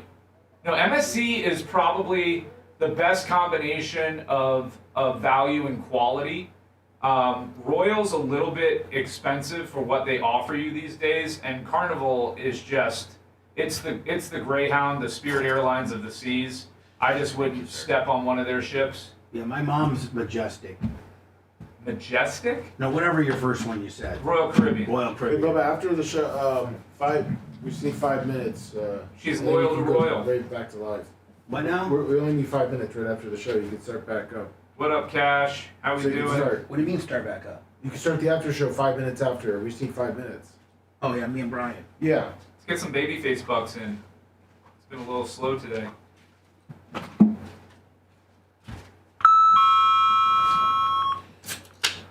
Yeah, no, you can get some great deals off season, especially on the cruises. If you're looking to cruise when everybody My sister else... said she'd pay for the whole fucking thing. Yeah, I mean, do it. Yeah, Celebrity's nice. It's like the grown-up version, the nicer version of Royal. The thing with Celebrity is it's hard to find a cruise that's under a week long. And, you know, to me, the sweet spot for a cruise is 5 nights. That's what my mom and Jeff used to do. Yeah, that's the sweet spot for me. 7 is just too long, but a 7 is a much more common option because of the scheduling of the cruises. They want to have them in and out on the same days. I've never been on a cruise ship in my life. What I like.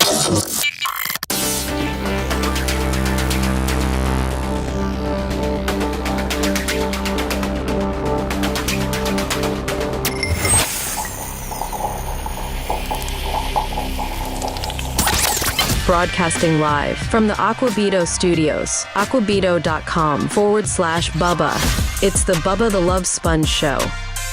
The world's greatest counterfeiter, I think it's Jeff Turner, is now officially up. My one-on-one podcast, it's about 2 hours long with him.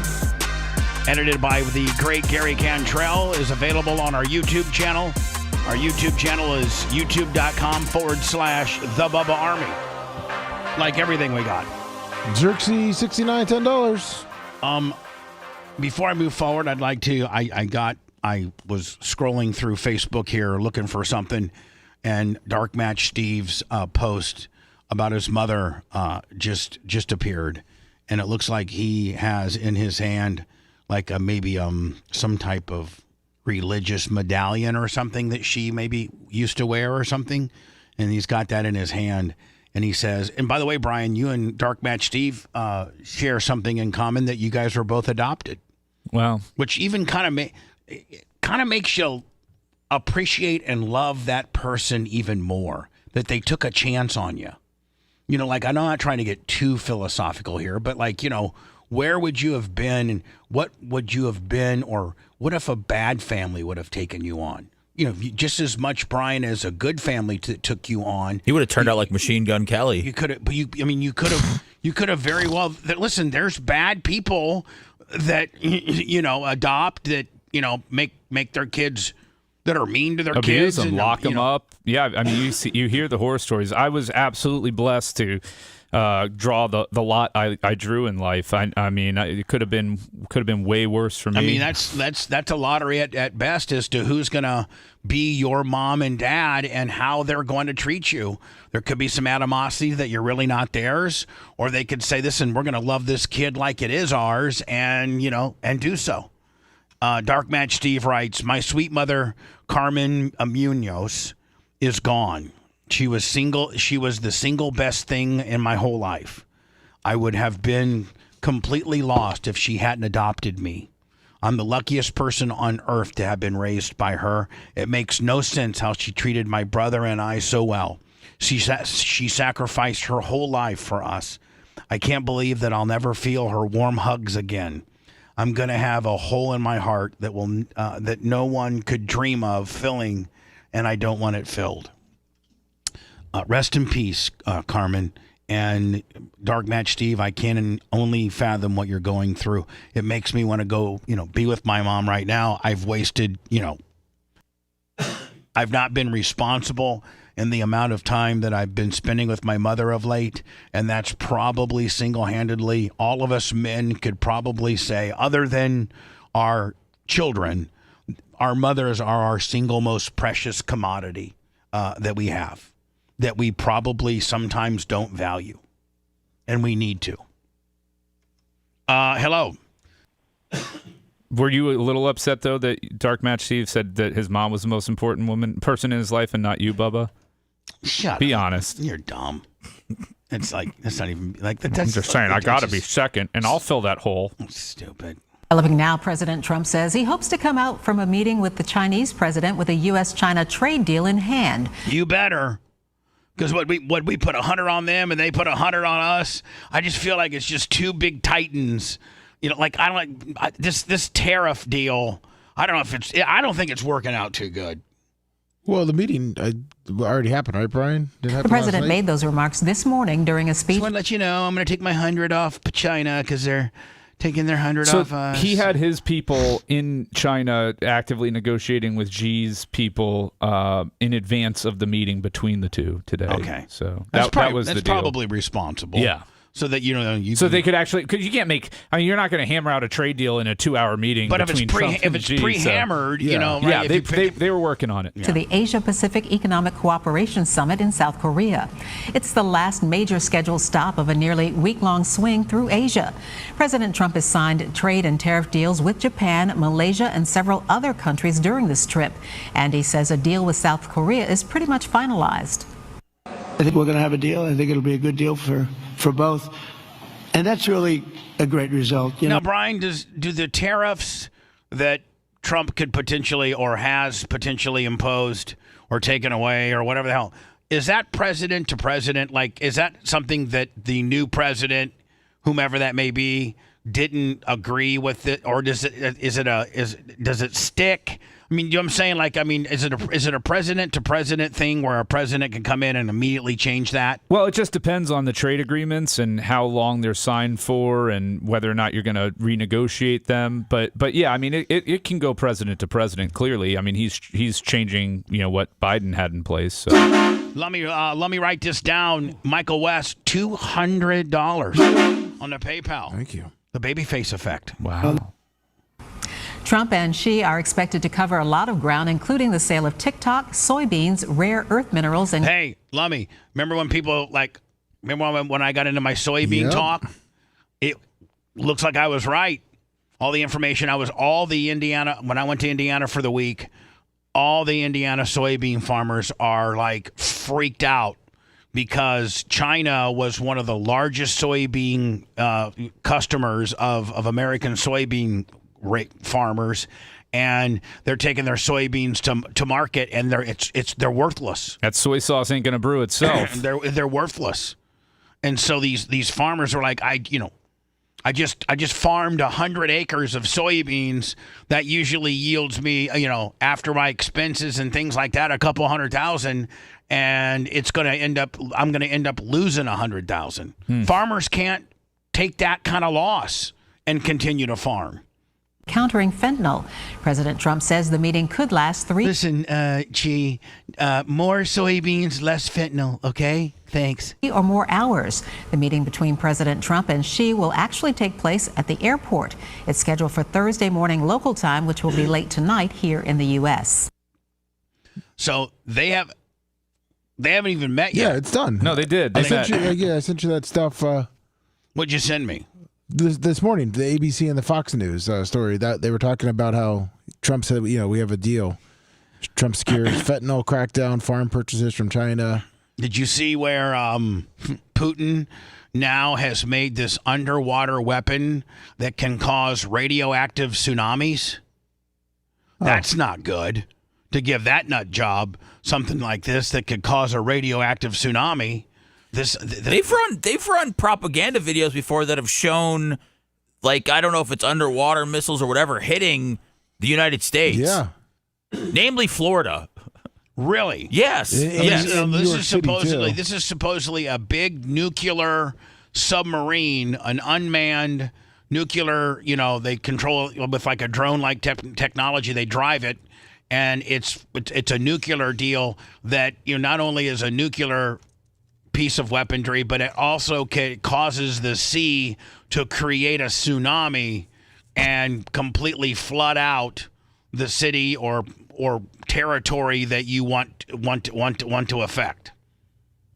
That doesn't seem very good. Seems fully necessary.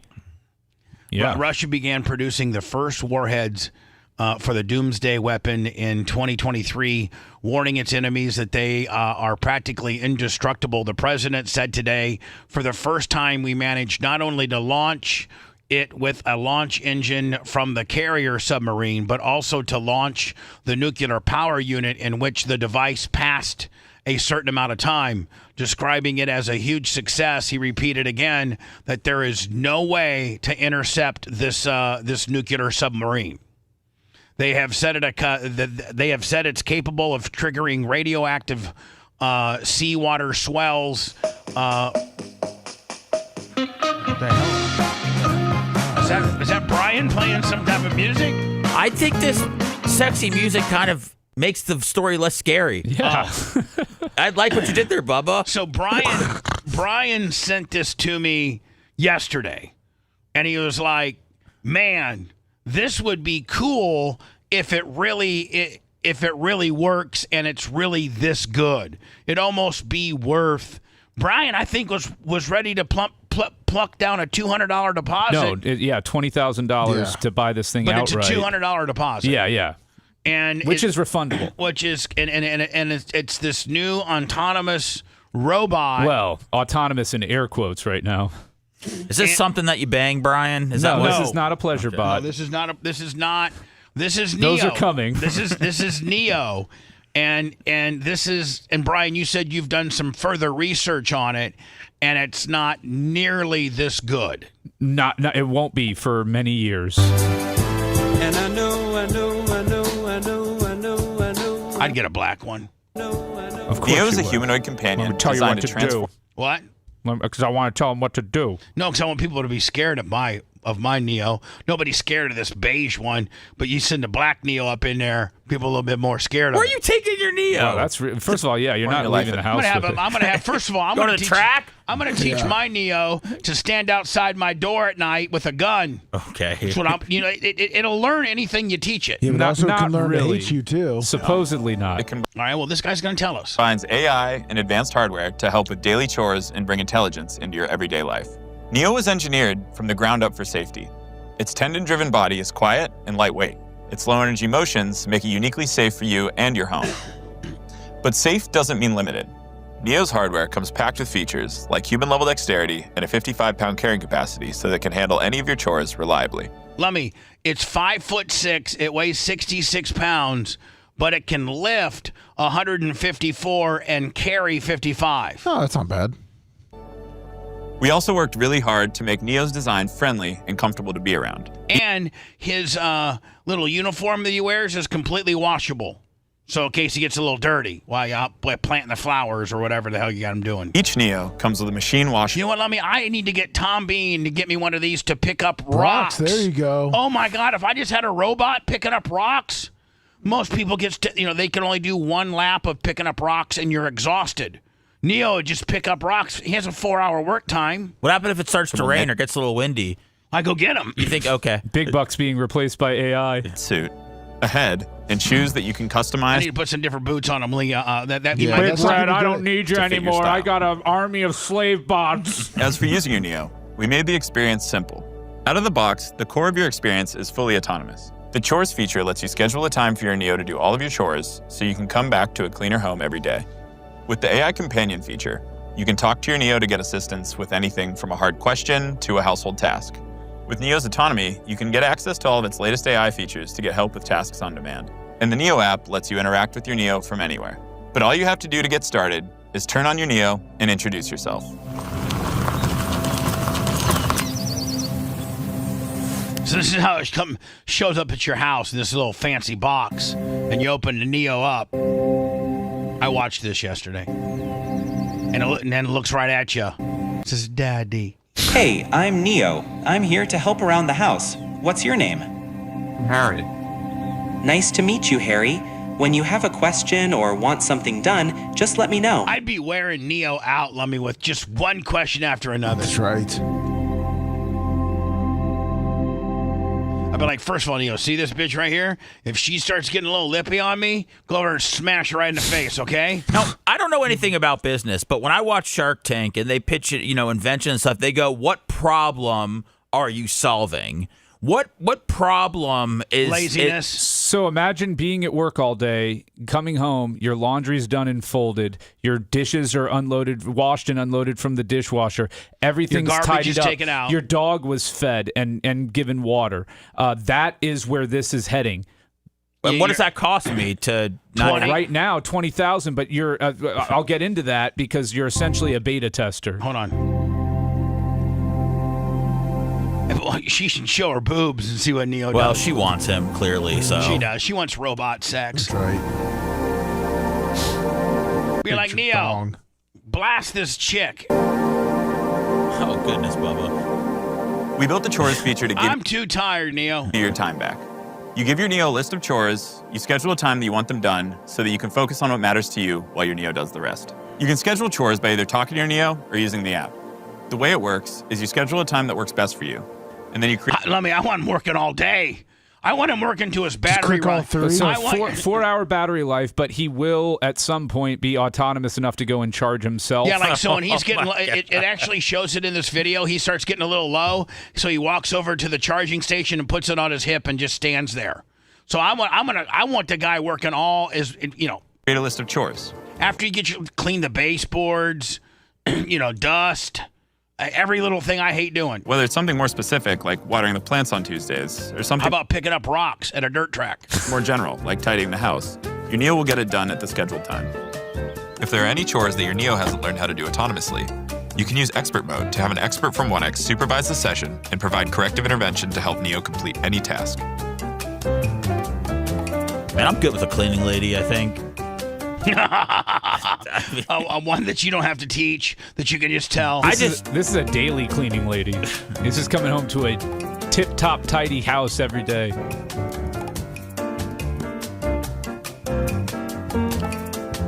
What if you get mad at your Neo and you punch him in the face?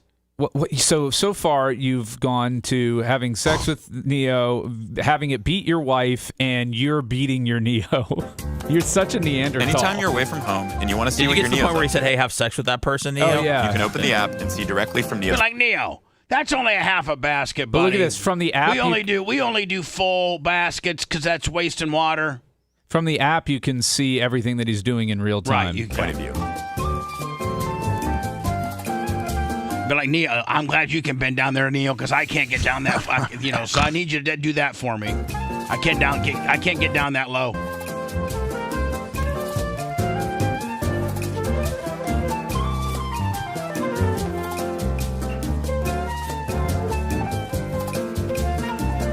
To me, Brian, it looks like, I think you've done some research and they're not this fluent, and it looks like they almost put a person in an outfit to do this demonstration, because I don't think that they're this fluid. What you're seeing here is it does have fluidity, but it's being controlled remotely by somebody, one of their quote unquote experts, that is doing the movements for Neo. So somebody's actually kind of droning him right now. Yes, and he's not really doing any of this stuff on his own. He's somebody's playing him. Correct. There's a person with a controller that's controlling these. He's in drone mode, let's call it. Right, yeah, right.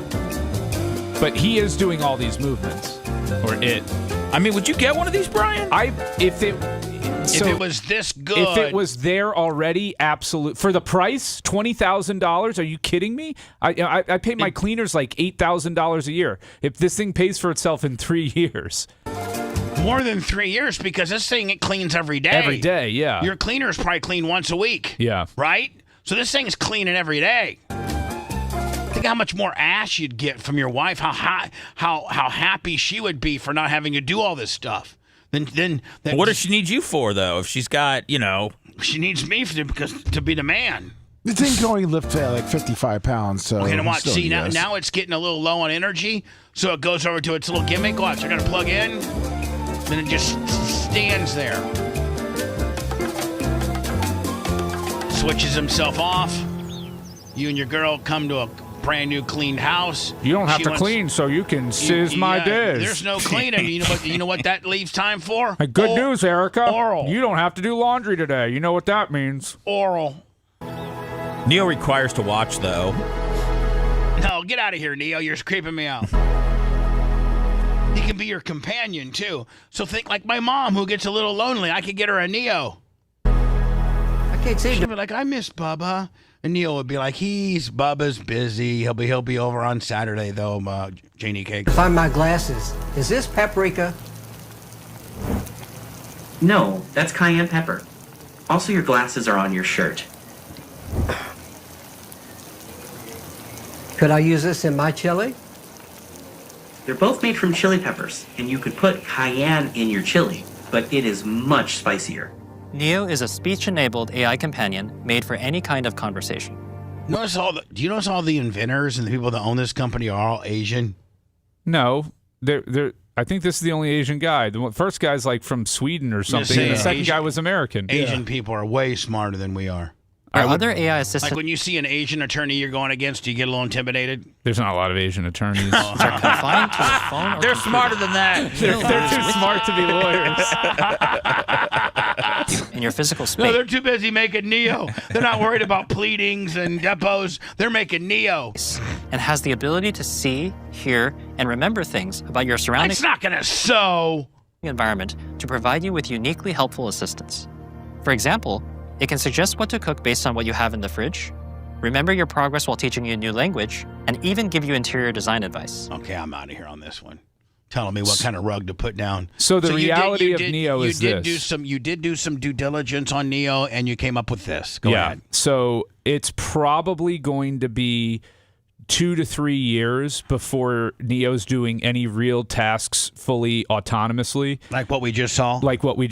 Right. But there was somebody controlling it. It was in drone mode. So essentially, Neo's going to need to operate in expert mode. In expert mode, you are granting the company the right to have somebody look through Neo's eyes and view the camera and do all of the chores within your house using their expert mode, which is very slow Nearly and clunky. 3 years after Virginia teacher Abby's it's probably going to be, like I said, 2 to 3 years before they get enough data to improve the AI substantially enough. So you're paying $20,000 to beta test this robot in your house, which in that time they're going to come up with a better robot that can do more. So they're charging you $20 for them to be able to remote control it And the only reason they're remote controlling it is to teach it a skill set that they're going to use that technology on the new ones they're going to build down the line. That will be better. Yeah. That will be better. Tesla has Optimus, I think it's called, that they're working on, but they're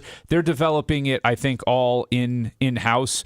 This is a smart concept to have it beta tested by early adopters and all of that. It's just paying $20,000 to have the right to. Well, they should give it to people for free. Well, the problem is they have to pay these people that are running the robotics while they're there, and they have the costs. I mean, the loss lead for them on this is pretty huge. But wouldn't you only need maybe 10? No, because you need thousands of hours of that data for them to really program the AI and improve every possible scenario, from washing the dishes to drying the dishes to cleaning the refrigerator, every possible thing a person could think of house chore wise, you would have to run it through it in order for it to learn it. Yep. So that means you need a bunch of them out there, including picking up rocks at the racetrack, right? I mean, at the end of the day, is it only it did show him, Brian, doing, watering.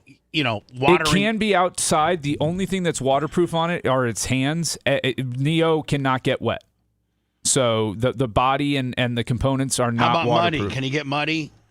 You can wash him, and he does come with customizable shoes.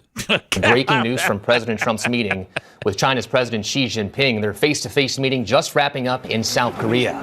The world's two largest economies trying to figure out a trade deal after months of imposing tariffs on China. President Trump came into these talks hoping to end his trade war with China. Before the meeting, Trump saying the two sides had agreed to the Xi looks miserable. He looks absolutely miserable. Look at framework of a deal. That agreement focusing on everything from tariffs to fentanyl to ending the Chinese boycott of American soybeans, which has been a major blow to some American farmers. Yeah, all the guys from Indiana are hurting. The deal would also loosen restrictions on China's sale of rare earth minerals. They are critical for making smartphones and cars. And just moments before. Brian, what do we rely most on China? Everything?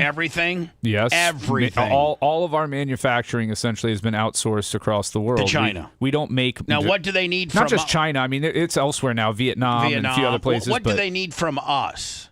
They need supplies. Obviously, soybeans. Food supplies. Yeah. Is there soil? China is geographically a very large country, is it not? Geographically, I think it's bigger than America. But they wanted to move out of the agricultural side of things, and so they rely on other countries. So they want to make computer chips, not grow corn, not potato chips. Right. So is that why they rely heavily on importing of food, because they feel their real estate or geographical soil, if you will, is better used to make a computer chip factory than to grow 100 acres of corn? Yeah, that's where their economy. They used to be a fully agrarian economy, and now they've moved on to manufacturing. For the meeting, Trump saying on social media he ordered the Pentagon to begin nuclear testing on an equal basis to other countries, saying that will start immediately. I'm not going to let Putin have something that can be better than mine. We're going to start immediately nuclear testing. Immediately.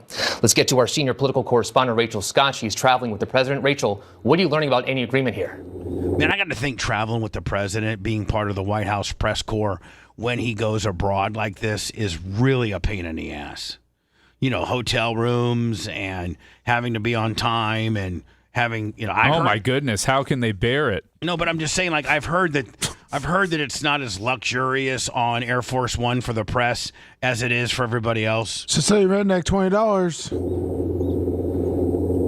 And you only get little glimpses of the president when he decides to open that one little door up and have a little press conference. You never get any time. Well, the president walked out of this nearly 2-hour-long meeting with Chinese President Xi to announce that a trade deal has been reached. The president had threatened a 100% additional tariffs on Chinese imports, which would have raised the cost on everything from clothes to electronics. As of right now, it appears that has been averted. The president telling reporters on Air Force One. I mean, Brian, is Xi got enough swagger to tell Trump to go F himself?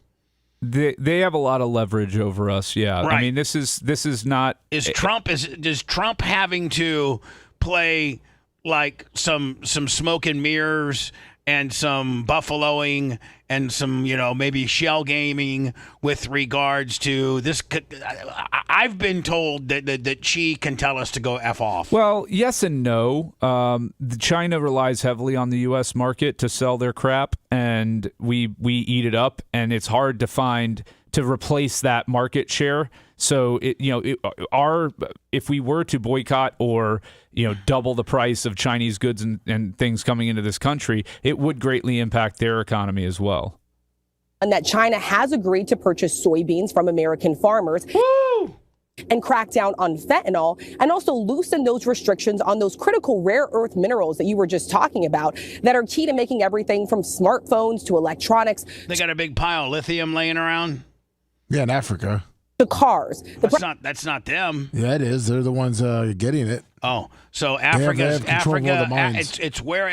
It's geographically in Africa, and China owns the African mines. They went and bought them all up, and that's why our decision to go to battery power. When you talk about Biden and the Democrats and their relationship with China, battery powered cars should not have been the next thing. It should have been hydrogen powered fuel cells. And stuff that we can produce domestically, and that China doesn't have a absolute death grip on the supply. I think they control something like 80% of the world's lithium supply. President in turn then dropping. Now, will we ever go to the hydrogen deal? Why and why don't we? Because we've made corrupt deals.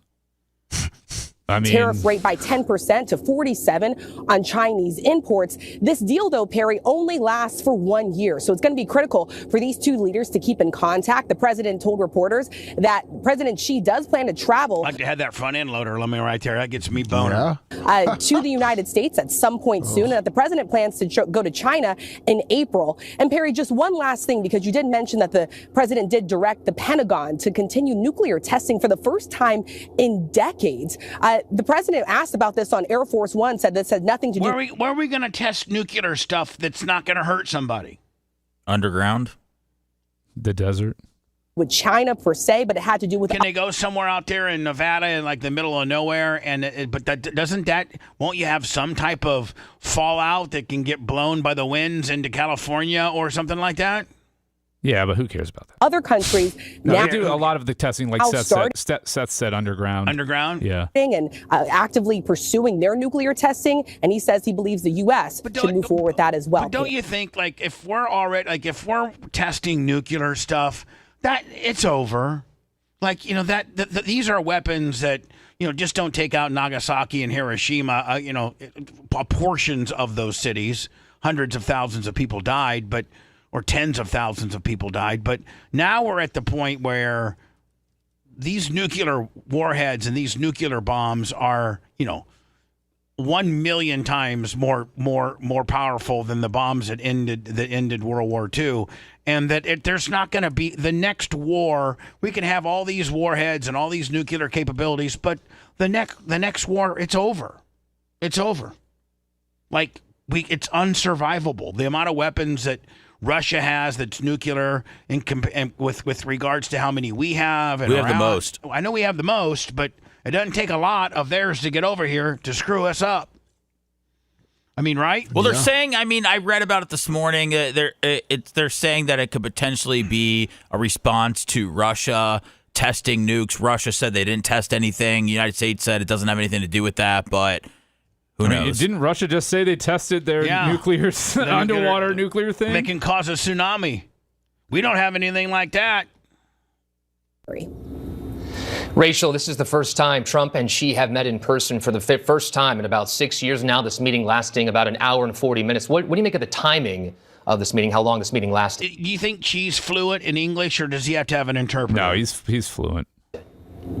He may not speak in it fully. How long has he been the president of China? How long has he been the leader of China? Quite a while, right? Yeah. Like 20 years. Yeah, pretty much no one wants to run against him. Yeah, the president said. Yeah, if you run against him, you get killed. Yeah. 2013. Heading in. Yeah, so 22. So, and then they removed the term limits for him. Yeah. So he can be the king. And he's been 5 terms now. This meeting could last for 3 to 4 hours. I go 3 5-year terms. It was notably shorter than that, and I believe that is because the president's top advisors have been working on the sidelines of his trip here in Asia. I just want to let you know, Chi, you got something that I don't got. I have to be gone after 3.5 years. Looks like you can be on forever. I admire that. I wish I had that deal. Really trying to hammer out the framework of an agreement to really... It'd be interesting to see where we are in 3.5 years and if Trump could run again, if he'd win. You know what I'm saying? It's because we don't know what's ahead of us. We don't know if these deals are going to work out. We don't know, right? Nope. Avert the trade war. That additional one... I mean, we're in the middle of a lot of stuff right now. There's a lot of stuff going on. You think if Trump kicks ass for the next 3.5 years with a flawless record, he should stay in another 4? No, it's the rules. You can't. No, but I'm asking would you be willing to bend or tweak a rule to keep the good times rolling? Nope, it's the rules. FDR ruined that one by hogging up 4 terms and having Polly on his last one. That's right. 100% tariff that the president had threatened. And so the president was very optimistic heading into this meeting. He believed that these two leaders were going to reach a deal. Again, these are the two world's largest economies here coming in to meet to try to figure out a path forward. And the president ultimately walking out of this meeting saying that they have a deal and that they plan to sign it very soon, Perry. Rachel Scott, thank you. Let's get now to ABC's Britt Clement. She is in Hong Kong. President Trump says he will now travel to China in April. Also, what do you got going on, Shorty? Britt, Trump saying that this meeting... A little messed up hair. Fresh, like she just got out of bed. That's the Hong Kong hair. That's right. Today, on a scale of 1 to 10, was a 12. Like she was just blasting the CBS correspondent. You know what I'm saying? Was. I wonder if any of that happens. Like the ABC girl hooks up with the NBC guy. Of course they do. Yeah. For the impact of this trade war for months now, what's your reaction to these talks? You like network swaps, Bubba? Yeah, might well. Yeah, Perry. Well, a truce of sorts it may be. We've been on the ground. Oh, then you throw in a little bit of a Brit accent. Oh, I'm fire. Inside factories in eastern China, we've seen firsthand recently where they are heavily diversifying production away from U.S. customers, because they haven't seen America as a reliable partner for some time. But, those I've spoken to, they say they still recognize it's an important... She's a good reporter, too. Listen to her rattle this stuff off, buddy. Off the top of her head. She ain't reading off no teleprompter or nothing. Market and want to see business with Americans return. But, as a general rule, when it comes to covering China, reading the tea leaves, you always look at what it does, not what it says. And we've also seen China produce these long-term plans with a focus on self-reliance in tech sector, for example. Another indication that despite stabilization in relations with the U.S., China has economic challenges at home. They're going to let me make those Toyotas, buddy. They're making those Toyotas fast as they can. They're not making Toyotas there. Yeah, they have their own cars in China. Yeah. Why? We don't have, our technology. And we don't import them. You can buy them. They're pretty cheap. They're usually just the offtakes of our cars. They're knockoffs. Yeah. I want a knockoff. You can buy a knockoff Dodge truck or Ford F-150 really cheap. Really? Yeah. Like $4 or $5 grand. When I go to Temu. You go to Temu and buy and they come in a box. They come over in a box. They're super small. Brian, they're super small. Brian, are you being for real? Not F-150s, but like little Dodge vehicles and stuff. No, they have Dodge Rams now. No, hold on. But things the size of my smart car, like that. Some kind of them are that small. Yeah. Yeah, but some you can get a quote unquote full size truck that it's tiny. But is it reliable? Can you tow a truck? What are you in the market for, man? I'm not in the market for nothing. What do you need? Just tell us. I got a whole fleet. I'm not in the market for nothing. I'm in the market of saving money, my friend. You want a car to show up in a box at your door? I'm trying to retire in 10 years. No, I don't want a car bought. I'm not in the market of buying anything except my mom lunch Saturday afternoon. That's the only thing I'm in the market of buying. What about these new wallets? You're buying those $500. No, but we're making money on them. You're damn right we are. Want to listen to the show on demand and on the go? Enlist today at BubbaArmyHQ.com. Sign up and start listening. The Bubba the Love Sponge show will be back after this.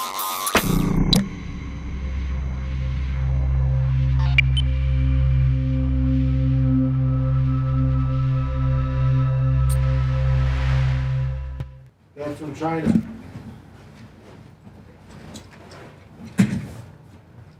Sorry, my backpack got stuck. It's okay. It happens to the best of us. The best of us don't carry backpacks because the best of us are real men.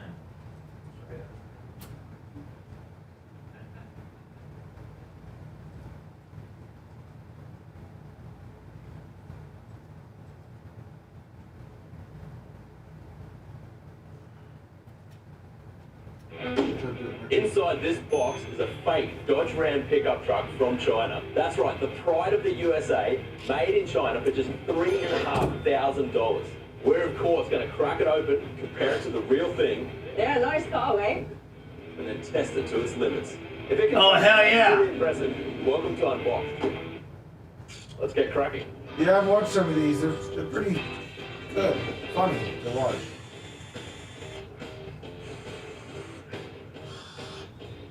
How bad they are. Good morning, to say merchant. Oh, wow. Now they really just put RAM on there. Okay, back up. Here we go. I'd have to have Lemmy come to my house and grab that board. Yeah, there you go. There it is. There it is. Like a desert cream color here. I want to get this wrapping off and have a good look. I love the color. I've never seen a RAM this color before. Previous Unboxed. Sounds like a computer. What? Nice. Too bad Jake didn't leave any of the jerky. I would have tried it on air. I'm bringing some. I'll get some more in for next week. Hinges on it, probably. Did you try it? Still got the gap, but Unsee the horn. You can see the window washer. Look, I get you. You don't have the beautiful look of the whole engine, but at least you have an engine. The engine was, yeah. Where's the engine? Well, it doesn't have an engine. It's got motors. It's basically a washing machine. Let me. Is it a electric? Yeah. Are you sure? I'm 90. Yeah, that's got no real engine. Yeah, I'm pretty sure it's all electric. Your foot on the accelerator. Brian, have you been to Costco lately? Not in the past, but I do need to go probably tomorrow. Why? Make sure the e-stop is impressed. They put out those bundles again. Oh, the Donruss? Donruss, yeah.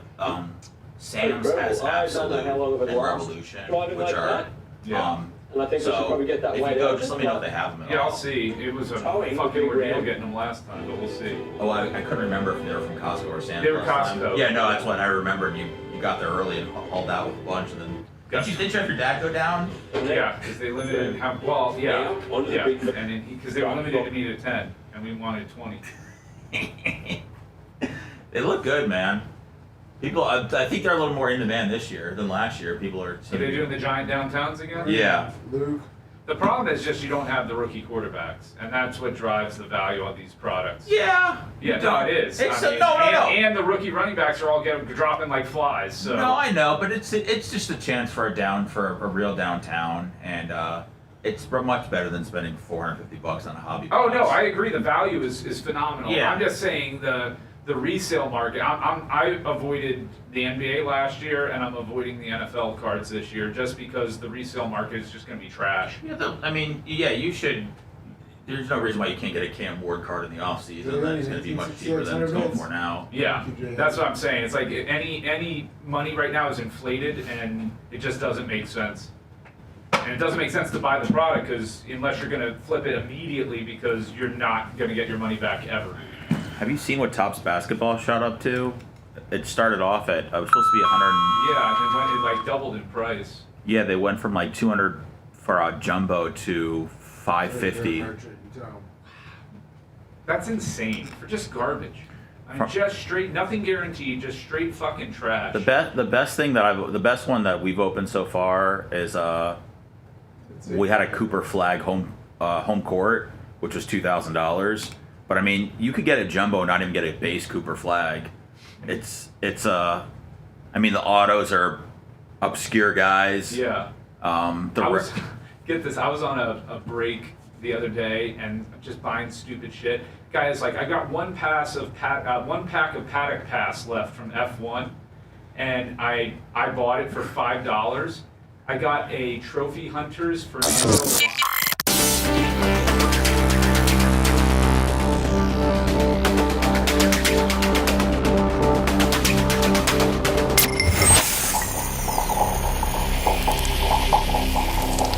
Shield your home with storm-resistant siding from Morgan Exteriors. Take advantage of our special this month. Get 20% off your project plus free installation. Choose from high-performance vinyl or fiber cement siding, built to stand up to Florida's toughest storms, heat, and humidity. Don't wait. Schedule your free consultation today to lock in savings. Visit MorganExteriorsInc.com now. That's MorganExteriorsInc.com. Morgan Exteriors, protecting Florida homes for over 30 years. Broadcasting live from the Aquabito Studios, aquabito.com/Bubba. It's the Bubba the Love Sponge Show. Today's podcast, after show podcast, will be quick. It'll be me and Brian for about 30 minutes because I have a doctor's appointment at 11, but my doctor is only about 15 minutes from here. So, and I'm sure Brian doesn't want to be with me that much longer than that. I don't mind. Okay. I'm like your mom. I don't get to see you enough. Thanks. Make me feel bad. I'm gonna go see my mom all day Saturday. I'm gonna make my mom so miserable that she's gonna want me to leave. Dude, put on all the college football games for her at once. Get you right out of there. So, Brian, I'm sure you're familiar with this verdict. It was in Florida. Yeah, I saw that. And I don't understand just the headlines reading. Target shopper wins $11.3 million payout after she tripped over a parking lot curb, leaving her badly injured. Now, aren't you supposed to be paying a little bit more attention? And when you're in a parking lot, you could anticipate there being curbs. Was there a pop-up curb that? Well, yeah, that's the thing. I think this curb was not built to code and was not up to snuff. I mean, I deal with these types of cases all the time. I actually have one right now where lady went to a business, started walking on the sidewalk, which was even with the parking lot. But as you proceed down the sidewalk, it dips. Well, they had the sidewalk painted a gray color, and the step down was all the same exact color and under the shade. So when you got in there, you could not appreciate that there was a 6-inch step down from which was ground level when she started walking, and she fell very hard and ended up. Yeah, because when you anticipate something being there and it's 6 inches lower than what your muscle memory has been conditioned to think it is, because you've walked 50 steps, and then really that step is 6 inches lower, you completely will bite it. You'll completely bite it, and she probably bit it, right? Yeah. Did you see the picture when you scroll down, the lawyers? I'm going to look at it here. A Target shopper won $11 million payout after she tripped over a curb in the parking lot. Olga Munn, age 44, filed a lawsuit in 2021 after she tripped and fell at a Target store at the Winter Garden Village shopping center in Florida, according to court records obtained by the Daily Mail. In December of 19, Munn was carrying her daughter. Munn was carrying her daughter in the shopping center, weaving through parked cars while avoiding traffic. The 44-year-old didn't notice the uneven spot where the asphalt road met the concrete curb gutter and tripped over it. So what are we looking at here? Like maybe right here? She sued both Target and the Site Center Corporation, the owner of the shopping center, for their alleged negligence and failure to maintain the parking lot. Our client suffered a devastating and lifelong injury due to the defendant's negligence and now lives in pain with limitations from the metal rods and screws in her right legs. Yeah, do you see the asphalt? Hold on, Matt Morgan. Yeah, exactly. Yeah, do you see the asphalt in the gray part? Where? Is that raised or something? Yeah. It's a little off. That's the asphalt. Now, if you go to your right, Bubba, see the gray where the parked cars are. Oh, that gray? Right? Yeah. That's raised? That's what she tripped over. Right here? Yeah. So she just right down there? Yeah. $11.3 million. Wow. That's the dream. That is the dream. Would you let me shatter your ankle right now, Bubba, and you have rods in it if I promised you $11.3 million? I would literally have Macho Man go get a hammer now, and after the show is over, I would say there's not going to be a podcast because Brian's busy and so am I with something, and I would go out and I would take my shoe off and put it against lean it up against something hard and have you just absolutely maybe we'd have Macho Man do it. He has more power than you. Aren't there easier ways to shatter an ankle than taking a hammer right to it? Probably not. Okay. Probably not. Okay. I mean, you want to be broken, shattered alive. So then I'm gonna have you drive me to like International Mall or something. We're going to find some uneven concrete. You're gonna go have him drop you out in front of the Cheesecake Factory where you're just rolling in pain. Actually, Brian, I think we got this ass backwards. I think we need to go out for lunch one day, but not really go for lunch. Just go looking for uneven concrete. I'm not committing insurance fraud. So, Bubba, I'll take how you. about this? The hypothetical was not let's actually do this. Brian, it was would you trade how about that? This, Brian? How about this, Brian? How about me and Lummy go on a little fact-finding kind of deal? We find us some uneven concrete. I go over there, and I trip and fall over this uneven concrete. Before I fall, Lummy has already pre-smashed my ankle in the car, and then You're not walking if you've pre-smashed your ankle. Oh yes, He's gonna hulk up, man. I'm gonna be able to get 3 or 4 steps in, enough to get enough for What's Lummy gonna shoot you up with the adrenaline or something? Yeah. Lummy's gonna shoot me up with some peptides, and I'm gonna be like invincible. And then Lummy's gonna videotape me hitting the uneven concrete, and we're gonna make sure that there's surveillance there. And then I'll call, then Brian, and only then. Oh, he's not picking up your call. After you don't know any of this. I'm not Diaco Law. I'm not taking your call. I'm telling you right now. I'm joking. I'm calling you I'm taking it because you're not knowing. I did all this other stuff, and I got an absolute shattered ankle, and my life's been changed forever. Yep. And I am, if that girl can get 11 million, I can get 4. Yeah. Please. You think you're only worth a third of Olga? Yeah, probably. Like the Bubba, don't forget the Bubba factor. Well, she was carrying the kid, And I'm fat. They're going to blame it on my fatness. If he wasn't so fat, it would have shattered half as much. So that takes 50% of the money right there. I'm a realist. Am I the only one that's been watching this year's? I'm sorry, season 20. I think it's season 27 of South Park, and they have absolutely dedicated the entire season of South Park of screwing with Trump. And every episode talks about how small his penis is, and it shows a little baby penis. Like he's always in bed. Oh, they show it. Oh, they show it. Oh, yes. wow. Yeah, they show it. They actually show it. And so, Brian, you know what this stems from? This stems from when Trump screwed with Paramount. And with regard, screwed with CBS and got that 16 point whatever $1 million judgment. So they're like, okay, that's good. You got us, but you can't control cartoons and satire and parody. And so one of our most powerful franchises, South Park, is going to make you look like a fool. And you know how narcissistic he is. He probably watches this. Oh, it drives him nuts. And drives him insane because the whole thing is about him having a small penis. In fact, leaders. There's one episode where they had all these leaders of countries, and you had to offer Donald a prize or a gift in order to talk to him, but you had to open up with, hello, Mr. President, I'm here today to give you, I'm from Qatar, and I'm here to give you a jet, and you do not have a small penis. You have a very big penis. So if you want some really, really funny stuff, watch this season, which I think is season 27. But how come they didn't do a whole season about Biden? Because Biden didn't sue him for $16.5 million. But he gave him content because he was all old and stuff, right? They should have made fun of him for that. They made fun of him a little bit. They make fun of everybody. I love J.D. Vance's tattoo from Fantasy Island. Oh, that's who he is. Yeah. Yeah. And they got his lips just like he kind of has these pierced lips.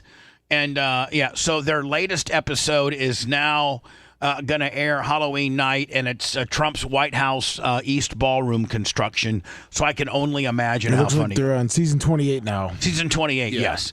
And let me tell you something. I don't know what episode they're on. Episode 6. 2. Oh, well, yeah, because they started the season over. Episode, yeah. I forgot. Anyway, it everything that they've done so far after the verdict has been everything is anti-Trump, anti-Kristi Noem, anti-Pam Bondi. I mean, they make fun of Charlie Kirk. Everybody. Before he died. But Charlie Kirk liked it. Yeah, he put it over. Charlie Kirk was like, this isn't, they're kind of putting me over. And they did. They put over that Charlie is a huge podcaster, very worthy of the accolades and stuff like that. They put Charlie. In fact, I think Charlie was recorded or actually on a podcast that was talking about how he felt he had made it. Or can you believe that South Park did an episode on me? Yeah, it was his own podcast. So it was not adversarial to Charlie Kirk at all. I loved this, Mike, with the NBA switching its deal to now, is it NBC? Yeah. To NBC. They have now signed Michael Jordan to, Seth, is it a 10-episode deal? I heard that he's got $40 million for the year. A lot of people thought that he was going to be like an in-studio analyst, but all that's been shown so far is a interview Mike Tirico did with him from his house that apparently they're going to chop up and use for the whole year. Yeah, so Mike Tirico probably did a 2 or 3 hour interview from Jordan's house, and they're going to cut that up into 10 different episodes, and there's Michael's 40. Which it's all still fascinating just hearing him talk about the current state of basketball. Oh, I love it. Because he stayed out of it for so long. But I wonder if there's going to be any more, or this is the extent of Jordan's involvement. I don't know, but I like how candid he is. And in this particular exchange, Tirico asked him about load management. That's kind of in all sports now, load management. They do it in baseball with regards to pitch count. They do it in basketball with regards to games played. Do they do it much in football, No. Brian? I don't think they do. No way. It's too short of a season. Right. Do they do it in hockey? Not as much, no. I mean, they may give a guy a night off here and there, but it's definitely not to the degree that they do it in the NBA. They may give, I think they gave Vazzy Saturday off. Because goalie's a little bit of a different situation, yeah, because they're on the ice the entire game, right? And it's in high intense. And they had 3 games back to back to back. They had a Friday, Saturday, Sunday deal. Yeah, and so and the guy. I think it was Thursday, Saturday, Sunday. Yeah, but Thursday, Saturday, Sunday. So they asked Michael Jordan, and these old timers like Larry Bird and Michael Jordan. They say one thing, but they never took off. If you were a fan of Dr. J and the Sixers were coming down to play Orlando, you damn well could buy that ticket because you were going to see Dr. J that night. I understand. I just feel like if the days off were offered to these guys back then, I feel like maybe it would be different. Larry Bird would have said, "Shut up, bitch! I'm playing." But all the old guys now say that like they didn't want to let any of the fans down, and I just don't feel like all of the guys were going out there to please fans. I think it's a new generation and a new generation of coaching, a new generation of mindset, and these younger kids that are now NBA stars. Were coached differently. They weren't coached by the Bobby Knights and the Dean Smiths and the John Woodens. They were coached by, the Mike Krzyzewskis and that weren't as hard on these kids as, Larry Bird's coach was, or Michael Jordan and Dean Smith. You couldn't take, there was no such thing. You and I, and the little bit of whatever we played, and there was no taking a play off. No, never. Never. Michael Jordan can't even wrap his mind around it. The term load management has become such a hot button in the NBA. Now listen, mind you, we're not talking to some dude that was a journeyman, we're talking to the greatest of all time. This ain't Detlef Schrempf. Like this isn't Rick Smits, okay?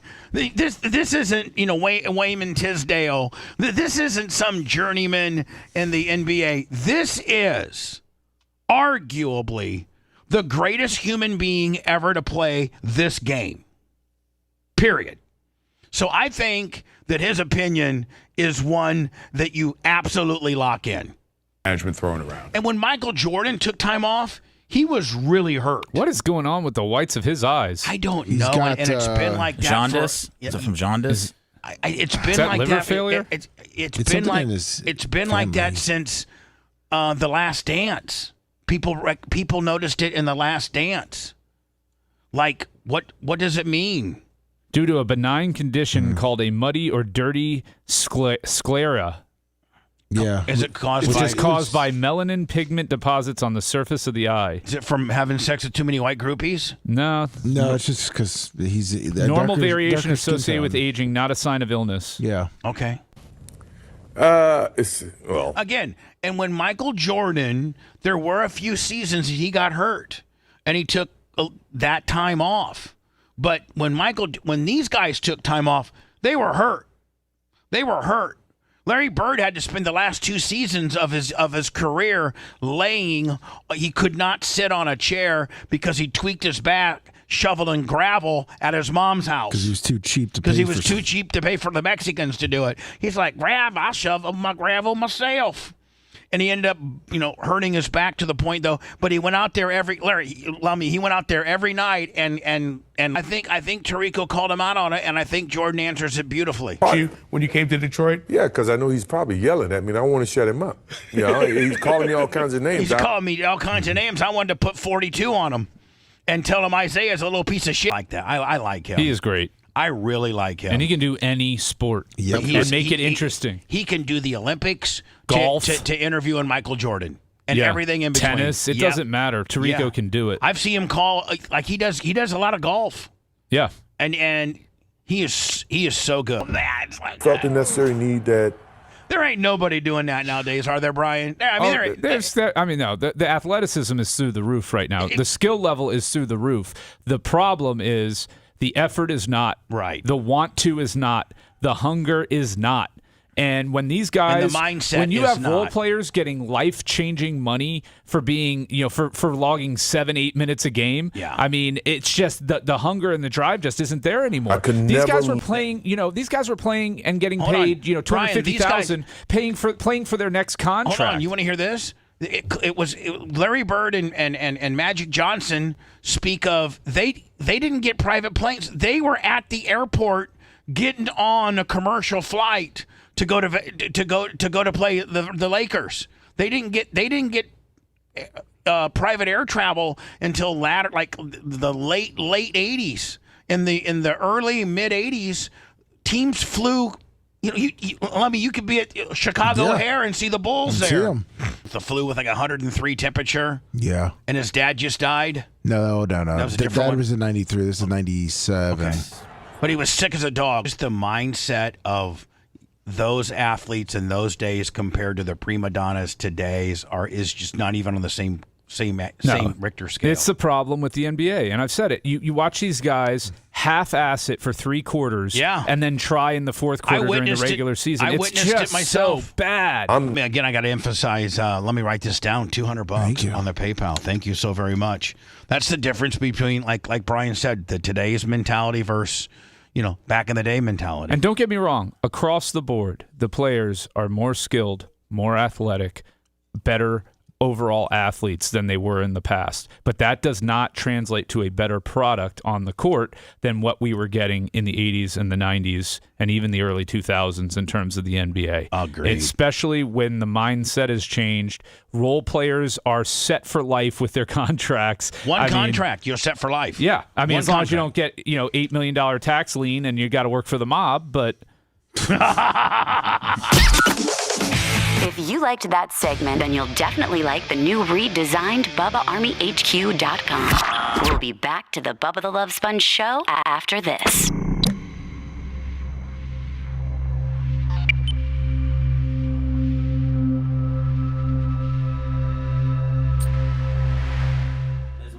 Will any of these guys do time, Brian? I mean, Donahue did that. The referee. They're gonna do time. You know what's so funny to me though is ESPN. So ESPN's not making a big deal out of it. No, nobody own is. the fucking product. This is why the NFL is so smart to have it set up the way they do, where everybody has a piece and a vested interest. Every major media outlet, Amazon.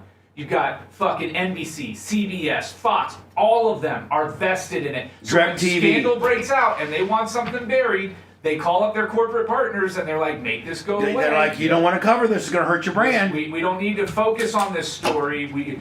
Stop talking about the miscall. I don't know about obviously soccer or F1, but the NFL has to be the most widely distributed, involving every fucking network, sanctioning body. I don't know about soccer. It's the NFL, and it's not even close. They have so fucking brilliantly got everybody involved in the pie. Yep. And everybody's invested in the NFL. And paying a lot of money for just that one game. Yep. That one Sunday night game, that Thursday game, they got everybody in it. Yeah, if ESPN... I can't think of a major streamer or network that's not doing business with the NFL. If ESPN didn't They got have, Netflix? Yep. Yeah, they're doing a Christmas Eve game. That's Christmas right, Day they got game. Netflix Yep, up, they yeah. got everybody. Apple is the I think the one area they don't. I don't think Apple does any NFL games. But I think that's. But I don't think they do any sports at all. No, they do. They have MLS exclusive. Oh, they do? Yeah, Apple has MLS exclusive. That will change. What, Apple? They'll get Apple in there. Yeah, eventually. Yeah. Eventually they'll get them invested somehow. But Because these guys don't sign up to lose money. No. So these streamers are making money. Yep, and they're not gonna trash their own product.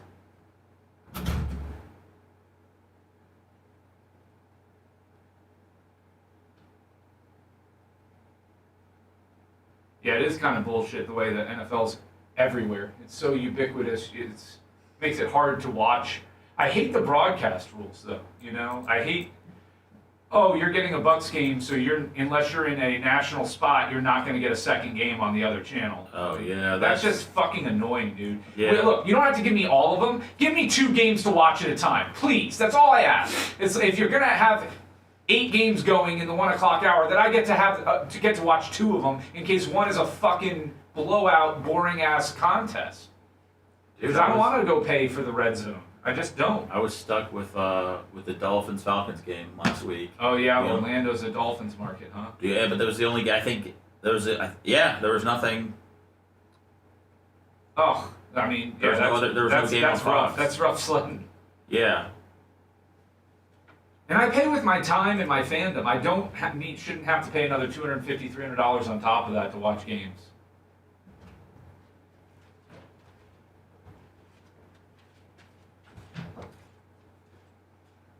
You need the cable package to the Stars where you get all the channels for a locked-in rate. Yeah, I know. I heard about it, but Yeah, well, guess what? Haven't been arrested yet. Kayfabe. I'm not gonna let him make me feel like a criminal because I didn't like even the bring Red it up. Zone. How did I make you feel like anything? You totally guilty conscience there. No, man, you're like, I could tell that you're thinking you're above board by not watching football. Well, you're not, buddy. I got the whole world at my fingertips. If I want to watch the Louisville news tonight, I can. No. And I fucking will. No, this isn't mine. None of this is mine. This is mine right here. Good old trusty Big Blue. Fucking Gene just in here. I don't know that that's all Gene. Most of it probably is, but Two of them are. Oh no, what'd Gene do? he left water cans. You know what though? He brings it. So if Gene doesn't want to clean up his water, I'm okay with that. It's just cans, right? Just cans. Not Half like a it's drink. It's not like it's jism, you know. Yeah, So I mean, I have a point, don't I? you do. Thank you. A lot of points, lover. Huh? Said you got a lot of points, lover. Thank you. You're like a star. With Monday off, don't forget that. Don't worry.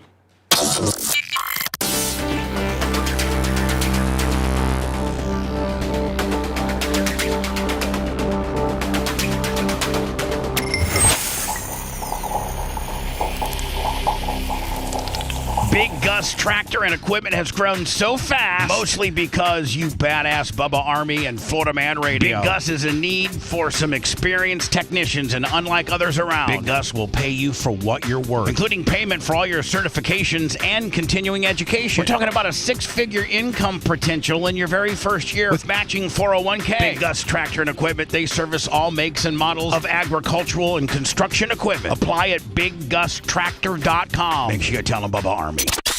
Broadcasting live from the Aquabeto Studios. Aquabeto.com/Bubba. It's the Bubba the Love Sponge Show.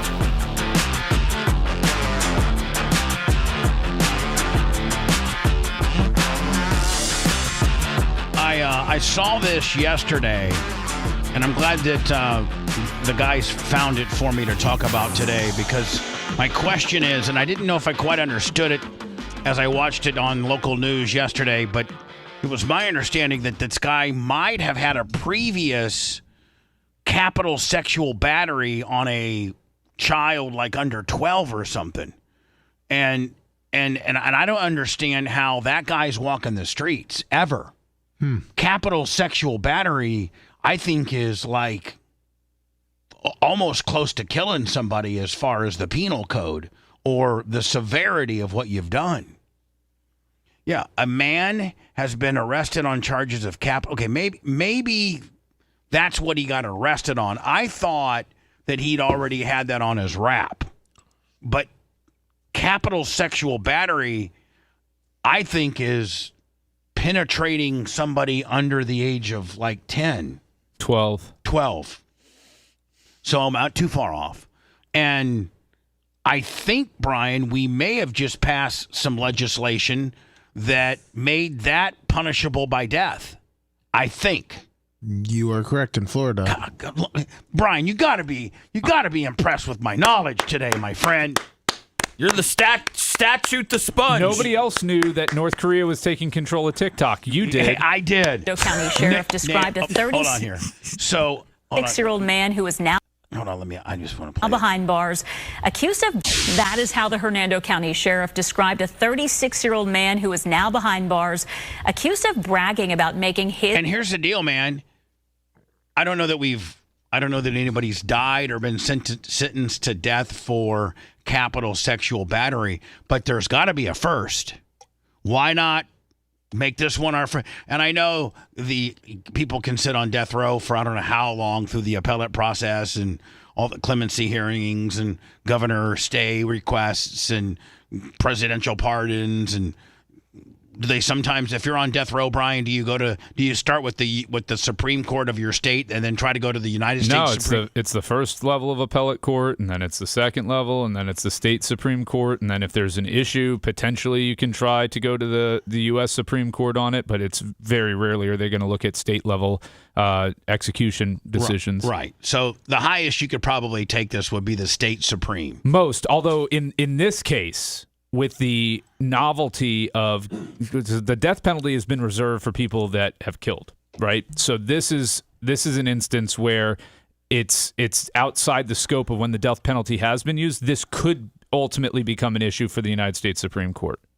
Meaning, because we do have a law on the books, a new law on the books here in Florida that says if you've been convicted of capital sexual battery, it is potentially punishable by death. Yeah. Since we have that, and there's probably not a lot of places that do, this could become an appellate issue that goes clear to the highest court. Yeah. Potentially. His own child pornography. Nathan Holmberg faces a slew of charges, and deputies fear more. And look at this son of a bitch. You can just see it in his eyes that he's a whack job. And here's the deal. No matter how he's going to spend he should spend the rest of his life in prison, but you can't rewire these people. New Englander Tom, $20. You can put a guy in prison for 10 years that robbed a bank, and he probably won't rob a bank again. I'm just saying. Just get better at it. Well, I'm just saying. There's a chance, Brian, that I've known people that have gone to prison and they were completely rehabilitated and they didn't go back to the life of crime. That counterfeiter you had in here is now making Ridge wallets. With Bubba Army logos? Yeah. You're on top of it today, my friend. Very much on top of it. Victims may be out there. Fox 13's Evan Axelbank is in the newsroom with the latest. Evan, what would you do if this monster had violated your child? I'm probably the only one that's barbaric enough to say that I'd kill him. I can't say that I would not strongly consider it, and I hope I never have to figure out what I would do in that situation. I would just go ahead and I'm going to kill him. I'm gonna be that guy that sneaks a gun in my butt when he's getting on trial on me, and I'm going to poop out my gun, and So I will say this: I'm going to poop out my gun and shoot him in the head, and then the jury's going to let me go because they're like, my God, I don't blame you. The dilemma I would have would be this: if my daughter's still alive and needs me, am I going to risk taking myself out of her life? Yeah. And compounding. Now you kill my daughter, I've got nothing to lose. But hold on, Brian. You also have a chance though. She makes it. She doesn't die, but she's been unbelievably, damaged. Right. There's not a lot of. If I'm on your jury, you're walking, buddy. I mean, you got a 50-50 shot of walking. Of those jury people saying, "I get it." If that was my kid, I'd do the same thing. Yeah, but if they follow the law, you're screwed. You need a jury that goes off the rails. If they follow the letter of the law, it's premeditated murder. I'm just hiring Kevin Hazlett. There you go. And have you there for Dyer. Just do it on a boat. Have you sit second chair. Just do it using a boat. You'll be fine. Well, the investigation started because of a Good Samaritan who said there might be evidence of child abuse on the suspect's phone. Detectives say Nathan Holmberg may have attacked children in Hernando County, but also attacked Pasco County, Pinellas County, and then in St. How did he have contact with these kids?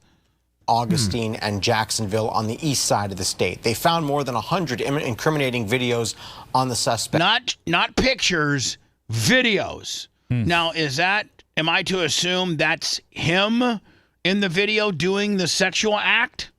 Or is it just, I have no idea. Phone with 50 of them showing what amounts to capital sexual battery. So, again, capital sexual battery is having penetration with a child 12 or under. That's what capital sexual battery is, and that is now punishable by death. You better hope you don't get Chet Tharp, my friend. Most of the acts were done to children between 4 and 8 years old. Yeah, we don't need him. We don't need this earth does not need him. With the suspect allegedly spending time grooming them. 2 of the children were forced to do things to each other. Oh my Deputies God. This gets worse. Makes me want to go get arrested in Hernando, Lummy, and put a gun in my butt and kill him. I got a big butt. I can get a hell of a gun in my ass. What kind? I don't know. Probably my 410. Bubba's like, I know how the Charlie Kirk shooter did it. 8 victims He put it in his prison wallet. 8 victims so far. But are currently going through dozens of devices, and trying to determine. I saw in the news last night they had 30 devices they were going through. 30 different devices. How many victims there might be. Deputies believe he has worked as a babysitter, a coach, and as a volunteer at churches. Hold on. A babysitter, that's on the parents. But a coach and, a religious, at your church, a lot of people leave their kids thinking church is going to be okay. It's church. That soccer coach is going to be okay. No, they're not. Yeah, it looks like he worked at the YMCA. When your kid goes to soccer practice, bitch, you have your lawn chair sit up right there watching it all.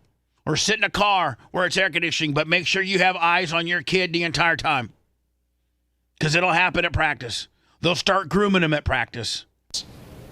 Well, he obviously had access to them to the point where he could get them alone and do inappropriate things with them.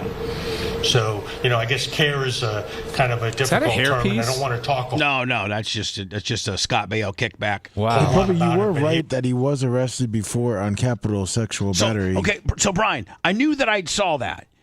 How do you... In 2012. In 2012, he got arrested. Arrested, but doesn't say convicted. Okay, but still, arrested is not convicted, Bubba. I understand that, bud. Because you're not an animal abuser. I got arrested, though. Yep. But here's what I'm saying, Brian. Where there's smoke, there's fire. Yes. So especially in this realm. I would love to see that case how it played out, what it pled to, what information they pleaded had. guilty that it didn't have enough evidence. Victim's family was uncooperative. Pleaded guilty to child abuse and sentenced to 5 years of probation and was not designated as a sexual offender or predator. That is absolutely the system 100% failing Well, us. no, that's not the system. The victims. The victim's family refused to cooperate with the investigation, which probably means it was a family member. It would be my He was guess. obviously able to get them alone. In most cases, what we know of, videotape or take pictures of them. That's him. Videotape himself abusing these kids. Videotape himself penetrating a 10-year-old. No, I mean it's hard to imagine that there's another level to doing this, but videoing it and putting it out there and then bragging about it. Oh. I mean, you have to die immediately. You got to. I mean, there's just You'd pull the trigger. You would. Me? The most non-trigger pulling mother effer we got in here. If I gave you a gun, you'd shoot him. I would not use a gun. I would stab him. Okay, fine. I would make it as messy and painful as possible. That'll be better for my OnlyFans page. Yeah. In very compromising positions, some of which included sexual acts with him. The sheriff's office says he was arrested more than 10 years ago in Northeast Florida on capital child abuse charges, but ultimately was only sentenced to 5 years probation. Potentially that 5 years probation with a no registering of a sex being a sex. It was child abuse, not child because sex of a lack offense. of evidence, or the victims did not testify, but the sheriff did not have specifics as to how he might have been able to avoid the harshest punishments for that. Right now, they are working with the victims and their families to help them get help through all of this. You make one call to Gene Lasker, and this guy goes bye-bye. Gene knows somebody that's in prison that'll shank him, and he won't even see. Not Gene Lasker. Gene Lasker is being used in a metaphorical sense to represent people like Gene Lasker I'm talking No. about Gene Lasker. I'm If telling this you. guy ends up dead, it's not Gene Lasker's fault. It could be. I'm going on the record. We don't need any more charges against Lasker. Yeah, let's try. Sorry, go ahead. He's a national treasure. NorCal Mark 25. Detectives is asked to get in touch with the Hernando County Sheriff's Office. Haley, they're again looking for the potential that there may be more victims out there. Oh, your heart just breaks hearing that. Those kids are going to need a lot Are they of going to help. kill him in jail, or are they going to put him in somewhere where he can't get killed? They're going to put solitary. They'll put him somewhere where he can't get Gene Laskered. But 23 and a half hours in a cell is probably the right solution for this sick. 23 and a half hours in the cell with one of those 30 minutes of that cell being unlocked, and Tyrone down the hall who has life in prison, given a sharp instrument, like a spork. Yeah, like whatever. Shanks for the memories. If you want to deep dive into the Bubba the Love Sponge show from the past, go to BubbaArmyHQ.com. We'll be back after these words.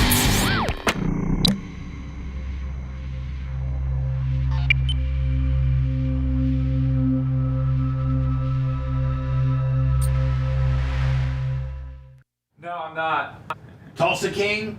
No, I'm not. I'm the Landman guy, and that's coming back. Yeah. And a Stranger Things guy, and that's coming back. I thought all the kids are like 35 now. Did you watch the Perfect Neighbor documentary? No, is it good? Yeah, it's worth a watch. It's all body cam footage and police cam footage. Oh my God, what's it called? Perfect The Neighbor? Perfect Neighbor. Okay. This is that lady in Ocala that shot through a closed door and killed her neighbor. Is it on Netflix? Or? Yeah, Netflix, hour-and-a-half documentary. Easy peasy. And then the other one that was kind of cool was called Glitter and Greed. It was the Lisa Frank story on Amazon. It's kind of an interesting watch. You remember Lisa Frank, right? No. The folders and the Trapper Keepers and the pencils and everything? No. Oh. But you didn't, yeah, you weren't, you're a little older than us. Seth and Lummy remember Lisa Frank. Lummy said he didn't know her. Is she hot? Cocaine quarterback. No, I haven't seen that one. Is it good? How's the rat? I heard it's really good. I haven't seen it yet. How's the rat? How's the rat? Lisa Frank's not an attractive woman. No, I didn't see it. I said, how's the rat? Rack City, Rack City. I didn't. The rat, the titties. Yeah. I didn't ask how her face was. Oh, You Rack don't, City, you Rack don't really City. see her in the movie too much. Have you ever seen a rat? Rack City, It's Rack okay. City.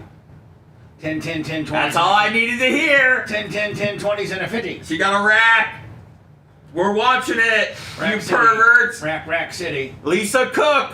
10, 10, 10, Lisa 20s, and a Frank. 50. You know who Lisa Frank is. I don't. You're full of shit. You know Dude, the folders. you know the Rack folders, City, the 10, little 10, artsy 10, cute 20s, puppies and 50. everything, and bright colors and rainbows and unicorns and shit. Are you saying she's a person or a brand? She's both a person and a She's brand. Rack City.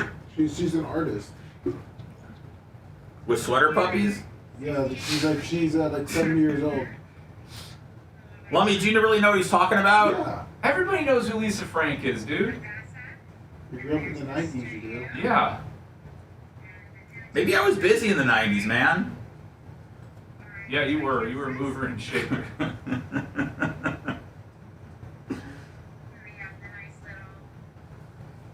Rack City, let me. I Rack watched City. Weapons, the movie Weapons. Yeah, I too. don't recommend it. 10, 10, 10, 20s. Very, very mid. How about Seinfeld reruns on Netflix, you know? Yeah, that's good to go to sleep with. Yeah. I like, I don't really like. I go to sleep watching police arrest videos. And I love airport freakouts. That's my guilty pleasure. Dude, man. I got a buddy at my new job. Airport freakouts. What's that? So if you go on YouTube and I just love watching people get arrested in the airport. They lose their fucking minds. It's amazing. All they have to do is just calm down. And listen, airport police do not want to arrest you. They don't? What? They don't? They just want you to fucking leave the airport. Yeah, they don't work for the airport. They don't want, some airports have their airport police. Some use, the city, the municipality, the county, but they just don't want to deal with these people. 90% of them are drunk out of their minds and on pills. I watched one the other day. Guy got up from his seat, unzipped his pants, and just pissed in the middle of the aisle. They had to divert the plane. Can you see his dick? No. They had to divert the plane to Buffalo, and he gets pulled off the plane in Buffalo. He has no idea what's going on. Where'd you watch this? What's it on? YouTube. Just go to YouTube and type in airport arrest, and I like hot chicks getting arrested on DUIs. Yeah, well, the boating ones are always good because sometimes you get a nip slip in there. Yeah. The sweater puppies, as Seth calls them. Sweater puppies. I love chesticles. There's this guy that I work with, and he told me that Milk mounds. What? Milk mounds. He told me he likes to watch body cam footage. Yeah, I love it. I go to sleep at night. With body cam footage? Yeah. What? Police arrest videos. Rack City, Rack City. 10, 10, 10, 20s, and a 50. Brian's watching Oh, yeah. After his Universal's sleep, great a guy too. pissing in a Because fucking... Universal prosecutes everybody, but Universal arrest videos are always fun to watch. Disney Park ones are fun. This is my guilty I just pleasure. want to say also, off topic, I urinated in a parking garage this weekend for the team last year. You did? Yeah, the Ebor one, right before I got into the tussle. Does Brian know about you fucking dominating a man? He doesn't know. What happened? He doesn't know. He got in a real fight at a concert Saturday night and fucking owned the dude. He was punching down. Really? Yes. I kind of was just roughing him up a little bit on his... And then Phoebe was so turned on that she took him at home. Really? Yeah. You got something?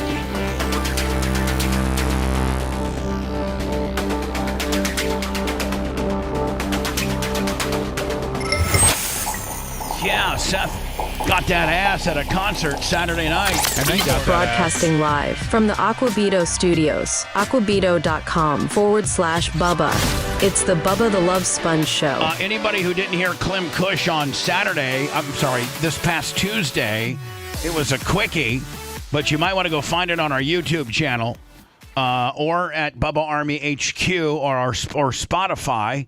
Just type in the Bubba Army. Look for Clem Kush podcast. Tuesday, Seth did a step-by-step kind of reenactment of, he went to the, was it Imagine Dragons? No, it was AFI. AFI. He went to AFI on Saturday night with Phoebe. He timed it so that he'd get there literally 5 minutes before they hit the stage. He knew the time they were going to hit the stage. He got in. He's VIP, so he got in through the back, and he's trying to find a place to stand. And he finally navigates him and Phoebe to this kind of side stage gimmick, not too far from the steps that would lead up to like the back end of of where the people that mix and stuff are. And this dude, this drunken guy, kind of like shoves his. It's wall-to-wall people. So Seth's actually kind of having to kind of navigate and borderline move people to get to where he wants. It's just him and Phoebe, a nice night out. Sammy's got a babysitter. It's all good. He's home for the weekend from Orlando. And so this dude who's drunk, like, pushes Seth in the chest. Whoa. And like kind of spills a little bit of beer. This guy's clearly drunk, clearly intoxicated. And Seth kind of is like, am I going to let that go? Or no, I'm not going to let it go. Screw you, dude. And so Seth gave him a push back kind of in the chest. The guy kind of bowed up on him. Seth remembered the Gene Lasker technique where always punch down. If you got a chance to be higher than the guy, physically, like, not higher as in weed, but like high, which Seth might have been. No, I got on the step. I got on. There was a step right behind me. I got on it and I grabbed his shirt and I just started kind of like. I was surprised at how easily I was kind of throwing him around. He was kind of doing like the hockey jersey sweater grab deal, laying the knucks to this dude, and he got like 5 or 6 good shots in, and the dude just kind of like quit and stumbled away, and Phoebe was like, "Oh my God. My vagina's wet." Phoebe hit him with the water bottle. More like Silver and Knocked Out Cold. That's a reference to an AFI song for. Seth's like, you can call me Mr. Murder. So Seth got into a fight Saturday and won based on a Gene Lasker technique and tip. And Seth is prime example that punching down is a distinct advantage at the AFI concert. The guy was bigger than me, and I got him by the shirt, and I didn't want to start throwing haymakers because I didn't want to get thrown out, but I also didn't want to get hit or anything like that. So I just had him, and then it was. From going on the step, it was so easy. Yeah. And then I was just waiting for him to throw a punch because I knew it was over from what Lasker said. You were ragdolling him. I was going to come off the top step and just elbow him. Like, I already knew that I was going to headbutt him right in his face if things went south. Seth said, bad news for you, buddy. God called in sick today, and I'm the boy who destroyed the world. He just made 2 AFI song references, Bubba. Okay, all right. And with that, Rob. Okay, thank you. Go. Sorry I was late today. Seth, don't worry about it. Okay, yeah, well. We'll give you Monday off to recharge. You know what you get for it? Monday off. Yeah. You know what your penalty is? Monday off, bitch. Damn it! No excuses. You're you hear such me? a tough boss. No excuses, you little puss boy. Deal. Thanks for letting me finish. You've been listening to the Bubba the Love Sponge Show, starring me, Bubba the Love Sponge, co-host and show historian, Lummit. It's Seth, co-host and president of podcasting. It's Brian Matroni, king of counter programming. Gene Lasker, voice of the people. Glad you get to hear me. Gary Cantrell, video editor. Yeah, back here wiring up. It's Mini Macho. The BRN agent, Thomas Buttoned Up B. Co-host, Dr. Dan Diaco, Esquire, of Council. Co-host, J. Diaco, Esquire, the Spitting Cobra of Council. Now, time for the legal disclaimer. Exactly. The Bubba the Love Sponge Show is intended solely for the enjoyment of our listening audience. Any rebroadcast, retransmission, or other use of this show without express written consent of the Bubba Radio Network is prohibited. We must dissuade him of this delusion. Until next time, always remember. I'll repeat hello. I'm back.